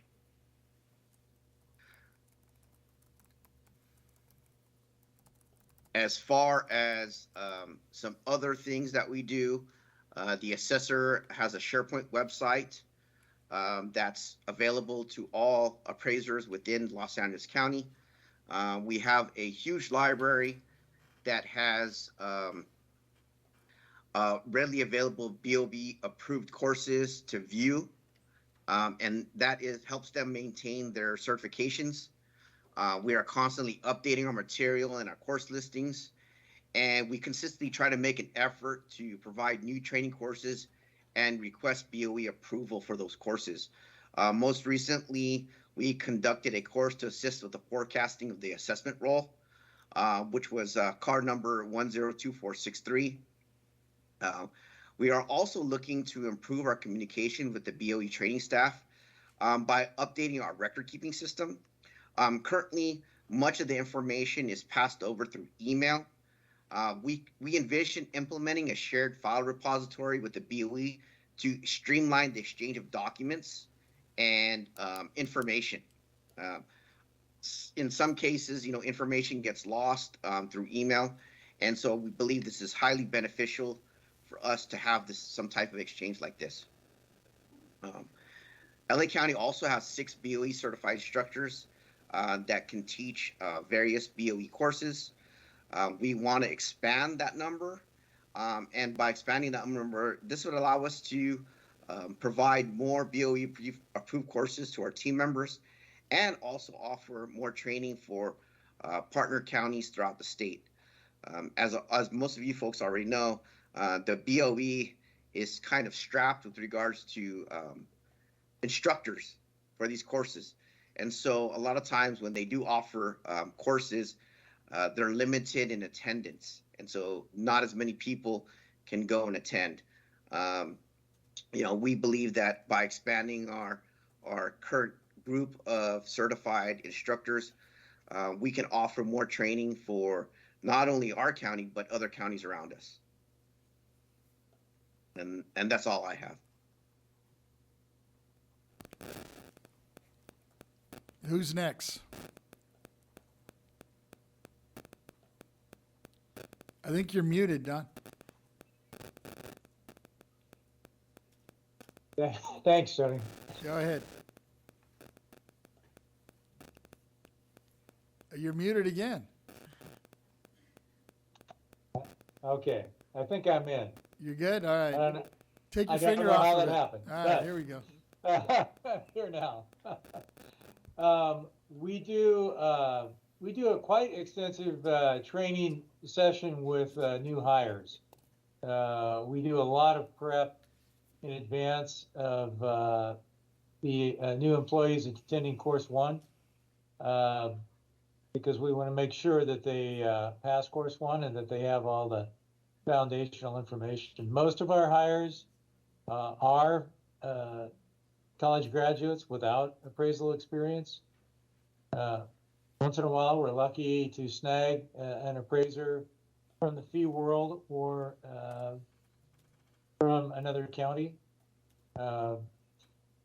We have in the past done more extensive in-house training on more advanced topics, but with the level of turnover we've had and just trying to keep our heads above water on the workflow, we have not done that in more recent years. We do encourage people, although we don't have a formal arrangement with any college, we certainly approve of employees going, and we have had employees do continuing college education on the job and then apply for a more advanced position in the office. But we don't have a formal training program with the college. We have, although it was difficult for a while, the BOE, finding BOE courses, we found more recently that our appraisers are able to meet their training requirements through BOE courses. We just have to stay on top of it. We use a lot of the online courses, and we've been fortunate enough to get our appraisers into in-person classes. So we're fairly up to date on our training for appraisers. So that's the status of our county. And I suspect probably a similar story of most mid-sized counties. Thank you. Who's next? Okay. For the input that we got for the small counties, it was typical mixed opinions on Zoom versus online and et cetera. Most people were appreciating the convenience of the Zoom classes and its impact on our travel budgets. And for the people that were having a hard time being away from family and et cetera. They also mentioned that the Zoom classes that the state's used more and more have been helping in cross-training or attaining specializations in certain areas for certain offices and in succession planning. One suggestion that we had, which now that we've kind of gotten into the weeds about the auditor appraiser certifications and et cetera, I'm not sure that it'd be possible. But one suggestion that we had were that auditor appraiser candidates for the BOE to create some kind of coursework or pathway for an appraiser to certify as an auditor appraiser, similar to the programs that you guys have in place for an appraiser to receive their advanced certification. Counties do often pay their auditor appraisers on a higher pay scale, so there'd probably be interest in moving from the role of an appraiser to an auditor appraiser, but it sounds like maybe there's some statutory requirements that won't allow this, but maybe even just offering courses that would help people pass the civil service test if they were interested in moving from appraisal to an auditor appraiser position. On the appraiser certification side, some counties did express some concern with lowering standards, finding that recruitment using Browder criteria had led to difficulty learning the job and being successful in the position. They felt like lowering the standards might just increase our ability to hire candidates who aren't really able to succeed in the position and struggle with fully comprehending the complexity of property tax law, and would eventually lead to more role changes and appeals and backlog for our offices. And that's it for small counties. I think we have a question for you from Member Gaines. Yeah, thank you, Assessor DePaul. In terms of the suggestion that Chair Vasquez had, where an individual would have an opportunity to take classes over a certain period of time, do you think that would be a fix? Yeah, I think so. I mean, a lot of our training, like specifically for me right now, I'm doing a lot of the auditor appraiser training on the job right now anyway. And a lot of it's doing by correcting mistakes, and she's doing some of the work and I look over it, sign off on it and correct it anyway. So just having somebody that could do that work and we could look over it and do some on the job training, it would definitely help our office. And then take the classes simultaneously, the accounting courses, right? Right. Yep. Yeah. As long as they Okay. were enrolled or something working towards achieving that goal in a reasonable time frame. Yeah. Yeah, that's the goal. Well, I think that's something we ought to talk more about. We gotta get back on it, yeah. And see what the process is for that. But thank you. Thank you. Yeah. Do we have anybody else on that line, or was that third one? I believe that's everyone. Yes, it is. Well, thank you for your testimonies and your experience and actually your presentations on this issue, because, you know, like when we started this thing, God, it's already been 3 years. A lot has changed, but I think also, I think we're still in the same situation in terms of trying to fast track this, with the understanding that you obviously want to make sure these people are certified to do the job right. And I think we might have hit it by just allowing folks, especially if they have, one, the exam possibly, and then two, just be enrolled in the program as they're moving forward. So it's not like somebody's just coming in and it's not going to take care of business in terms of getting to that point where they're officially certified. And I think if we just kind of put that in writing, we should cover ourselves. And at the same time, hopefully still get the quality that you all need in the counties. With that, let me turn it back over to Member Gaines. Yeah, I would agree that let's explore it and find out what the pathway is. I don't know what we can or cannot do, but I think that would be a nice opportunity, right?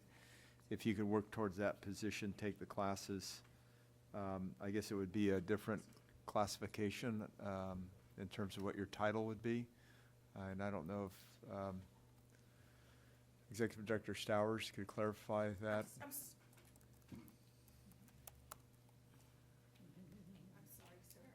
So, yeah, so we were just taking a look at these 18 units, or is it 19? I'm not sure now, but accounting units for the auditor appraisers. That could we work on this opportunity for someone hired to fill that position at some point to take those classes simultaneously as they're being trained on the job? I'm gonna let Mr. Young respond. Of course. Right now, it is actually part of our property tax rules, the rules the actually board promulgated. In order to change that, the requirement is 18 units of accounting, 19 units if one of the classes it includes economics or business law. So Okay. there is a different requirement there, but we can take a look at it and see. Okay, that'd Is be that great. 18, as he says, within the rules? Is it's not part of the statute? It's the statute is 670. That's the requirement that in order to do the audit, you basically have to have the special designation. The requirement for the designation is embedded in our rules. Okay. And those rules are may vary from county to county? They do not vary from county to county. Okay. They are regulations. So it's statute It or is. regulation? Yes, they are law. Yeah, okay.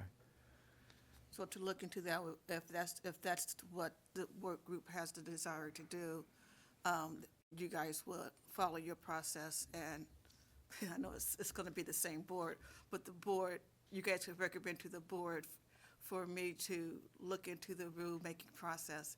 And as you know, if we get there, the rulemaking process goes through the Office of Administrative Law, so it's not an overnight process. What would be the timeline on that process? I'm curious. Mr. Nanjo, what's the time? Can we I do love it my before team. before our term ends? Yeah, You think musical we can chairs get here. it Go done? ahead. Thank you for that question, Member Gaines. It's depending on the public comment that we receive, because as you know, from some of our other regulations we've done, we do have to open it up for public comment. Depending on the public comment, you're talking best case scenario, at least a 3 to 6 month process. Okay. So, All right. How about HR? How long does Cal HR take? oh, much longer. Much later. Unfortunately. So the pathway is legislation? The pathway, Mr. Young is saying is not part of 670, it's part of the rules only. I would like to verify that. If it's just within the rules, then it's just rulemaking. Okay. Well, If it's by statute, then then it's amending the statute. Well, Looking it's- for an it's- author and so on and so forth. It's rulemaking for that particular requirement, but you also have the separate Cal HR process for any state classifications. So it's a two-prong issue. Yeah, two-step. So I think Ms. Minotti is going to talk about the Okay. state classification in Cal HR.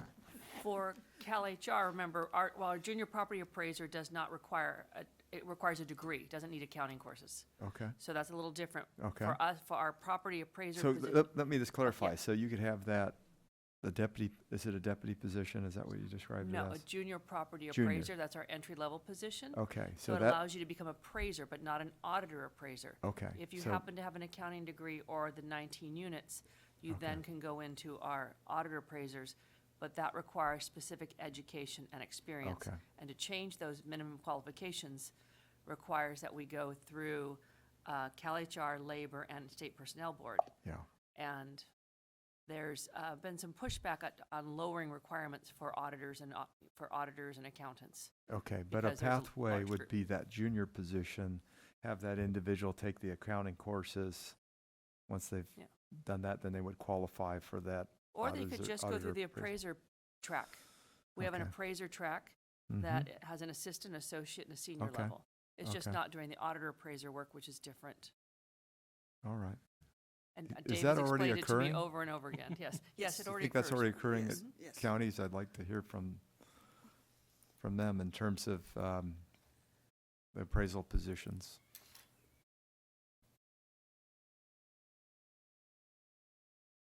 Did they hear the question? Don, do you want to weigh in on that in terms of the training? Do you have, Could you repeat that?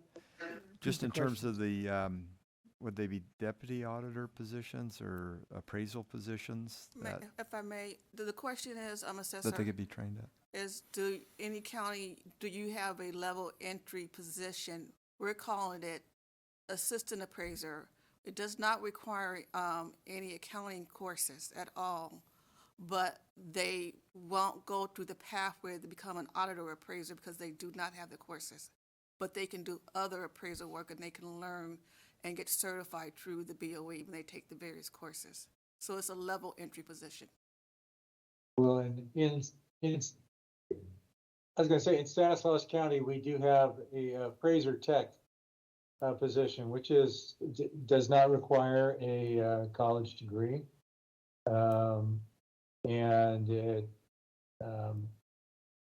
it is an entry level where people can work towards becoming an appraiser by getting the experience of being an appraiser tech. So we do have that entry level. We do not have anything like that for the auditor appraiser level. Okay. Because obviously we have to meet the R&T code requirements and any other requirements. So we don't have that for an auditor appraiser position. Is there a junior position? Or an assistant or something where they could work Well, alongside? we have the appraiser tech position. They're doing a lot of the field work. They're doing Okay. drawings. They're doing permit work. They're doing a lot of the basic level work that an appraiser would do. They're just not making the value determinations. Okay. So we count that experience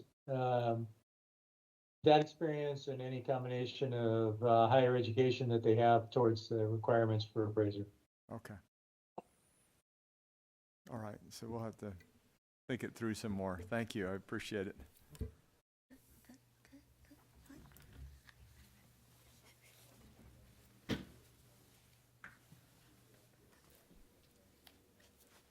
Probably. Could take a while. So Chairman Vasquez, Yes. perhaps a time check? It is I'm looking at 4:42. Yes. And what do we have left? I think we, Did we you know, cover the it? official topic was, to wrap it up. And Okay. then that's what's left to do for today. And then we can adjourn this and reconvene the meeting tomorrow morning. Tomorrow morning. Yeah. All right, unless there's any other comments or questions about this, looks like everybody's good. And then I think the staff got a feel and a flavor of where we're heading with this. So we'll officially, I guess, adjourn this work group at 4:43. And then we'll reconvene tomorrow 10 a.m. with our BOE at 10 a.m., right? And I have a hand here from my vice chair. I'd like to request to put item 8 over until next month's meeting. And if it's possible to, I think the only thing remaining on item 7 was to take a motion and a vote on that. And there was a request earlier to take a 10-minute pause before we had the motion. So I think it might be timely to take a vote on that item at this time. Where are we at? Well, first we gotta close the work group, right? Yes. So You adjourned the work we group adjourned it at 4:43. So you would 4:43. need to reconvene the And now board we'll meeting, reconvene the regular board meeting. our regular board meeting at 4:44. And what we have, Vice Chair Lieber's making a Yeah. request here. Go ahead. Well, I'd just like to request to put item 8 over until our next month's meeting. So that would be in August, okay.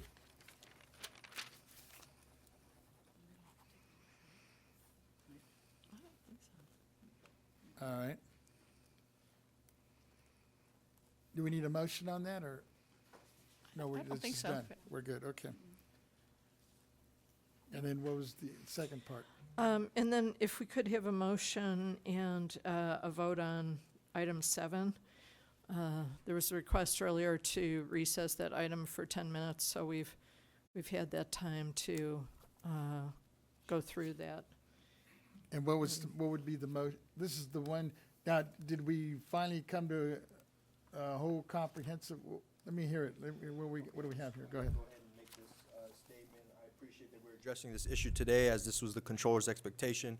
There was lively discourse this morning, and a lot of discussions. I did want to focus on the controller's actual ask, and I think, Executive Director, I want to check in with you because you indicate that you may not be able to get the study done next month, as you did not know how broad the actual report will be.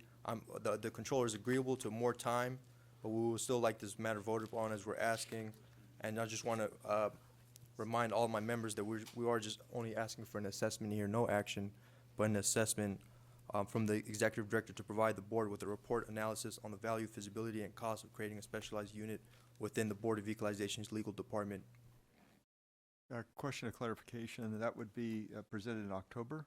I think that's what we had discussed earlier, so I just want to clarify the timing. That's the time frame that I suggested. Yes. Okay, all right. And he's indicating that everyone understand that it's not overnight, and Yeah. Yes. And Vice Chair Lieber, I think, has some comments. Thank you. Well, I'm not willing today to determine what the outcome would be in terms of having the study look at creating a specialized legal unit. I would be comfortable with requesting from our executive director that she develop information about the needs of the small and medium counties up to 1 million in population, and also how we can balance the needs of taxpayers in that, and bring that back to the board. But as far as dictating staffing of the agency or the way that work is done, I'm not comfortable with that. So how would the motion read then? So I Well, well, why I don't you would put out what you were comfortable with and see if it's acceptable. Yeah, I would to the- simply move that we request that the executive director review the matter of the needs of the small and medium counties and the needs of taxpayers in those counties, and come back to the board at the October meeting with information that the board can then work from. We good? Okay, now, is that gonna include we're gonna look at the specialized unit? Wouldn't that be inclusive, that we're gonna look at that aspect also? I think that could be one thing that staff has already indicated that it's not needed and perhaps not desired, because the cross-training of staff provides a benefit. But if, I assume that the executive director could include that information in her report, but I'm really interested in the wider scope to actually talk with the small and medium counties up to 1 million. And that would leave in counties that are pretty sizable, like San Francisco and San Mateo, but would exclude only the top 1/5, and come back to the board with that information about what their needs are. Okay, I support that, but I'd also like to take a look at, Is there, I think we ought to have some sort of analysis on the special unit, just so that we know what that option is and what that right looks now like. So can we do go ahead, Mr. Nandro, please. I'm sorry to interrupt Deputy Controller Emmerich, but I just wanted to point out to the board, you've got 2 competing motions and no seconds. So you should probably have a second to one of your motions so you can continue discussion. Oh, really? We can't just, okay. Well, I thought we were trying to get a handle on Or can what we it just is. put Yeah. something Yeah, together? if we you- have- One I don't- motion. I'm just No, I hear saying, what you're- don't forget to do the second at some point. Well, no, exactly, but I don't think people are comfortable with a second yet. That's why I think we're trying to air this right here. Yeah, and I'm And fine, that's okay, and I'm not criticizing, I'm just reminding the board that a second should be done at some point. At some point it will be done. Okay, thank you, Henry. May I suggest some language that I think it will address Vice Chair Lieber's concern and the controller's original ask? Let's hear it. Okay.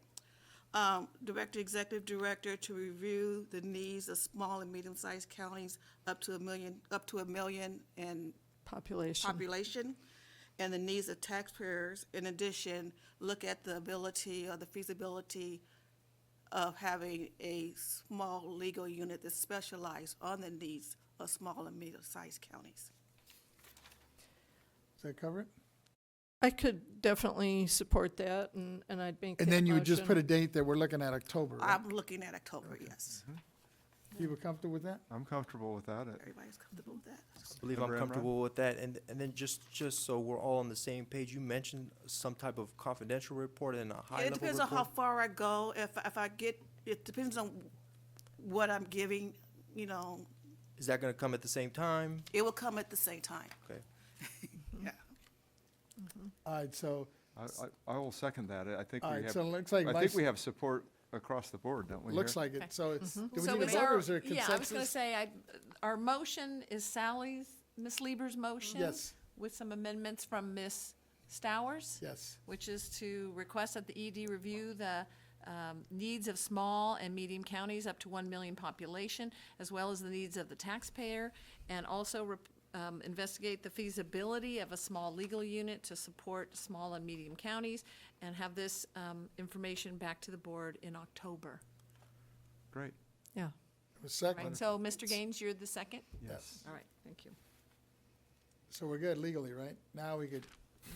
vote on this. Now, do we need, is there any, there's no written comments. There's no written but we can go comments AT&T, at this right? time. Just Let's go out to the AT&T moderator. See if there's anybody out there. AT&T moderator, please let us know if there is anyone on the line who would like to make a public comment regarding this a motion on the floor.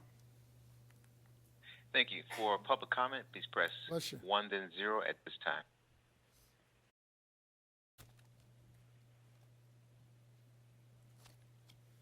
At this time, we have no public comment. Thank All you. right. So we'll go ahead and take a vote on this. We'll take a roll. Our motion was made by Ms. Lieber with a second from Mr. Gaines. Calling the roll, Chairman Vasquez, Aye. Vice Chair Lieber, Aye. Member Gaines, Aye. Member Schaefer, is not present, and Deputy Controller Emron. Aye. Motion So that has passes. All right. Now with that, we can go ahead and, well, I guess we'll reconvene tomorrow at 10 We're o'clock. going to recess. until Recess, I tomorrow guess I morning should at say. 10. So we're recessing our board meeting now until tomorrow at 10 a.m. here. And then we'll take the items that we do have Yes. forward. Items 9 through 17. 9 through 17, is that what it is? Yes. And then for the viewing audience that didn't maybe catch it earlier, Vice Chair Lieber asked that we put off item 8 until the August meeting. Right. Okay, so we'll recess until tomorrow morning.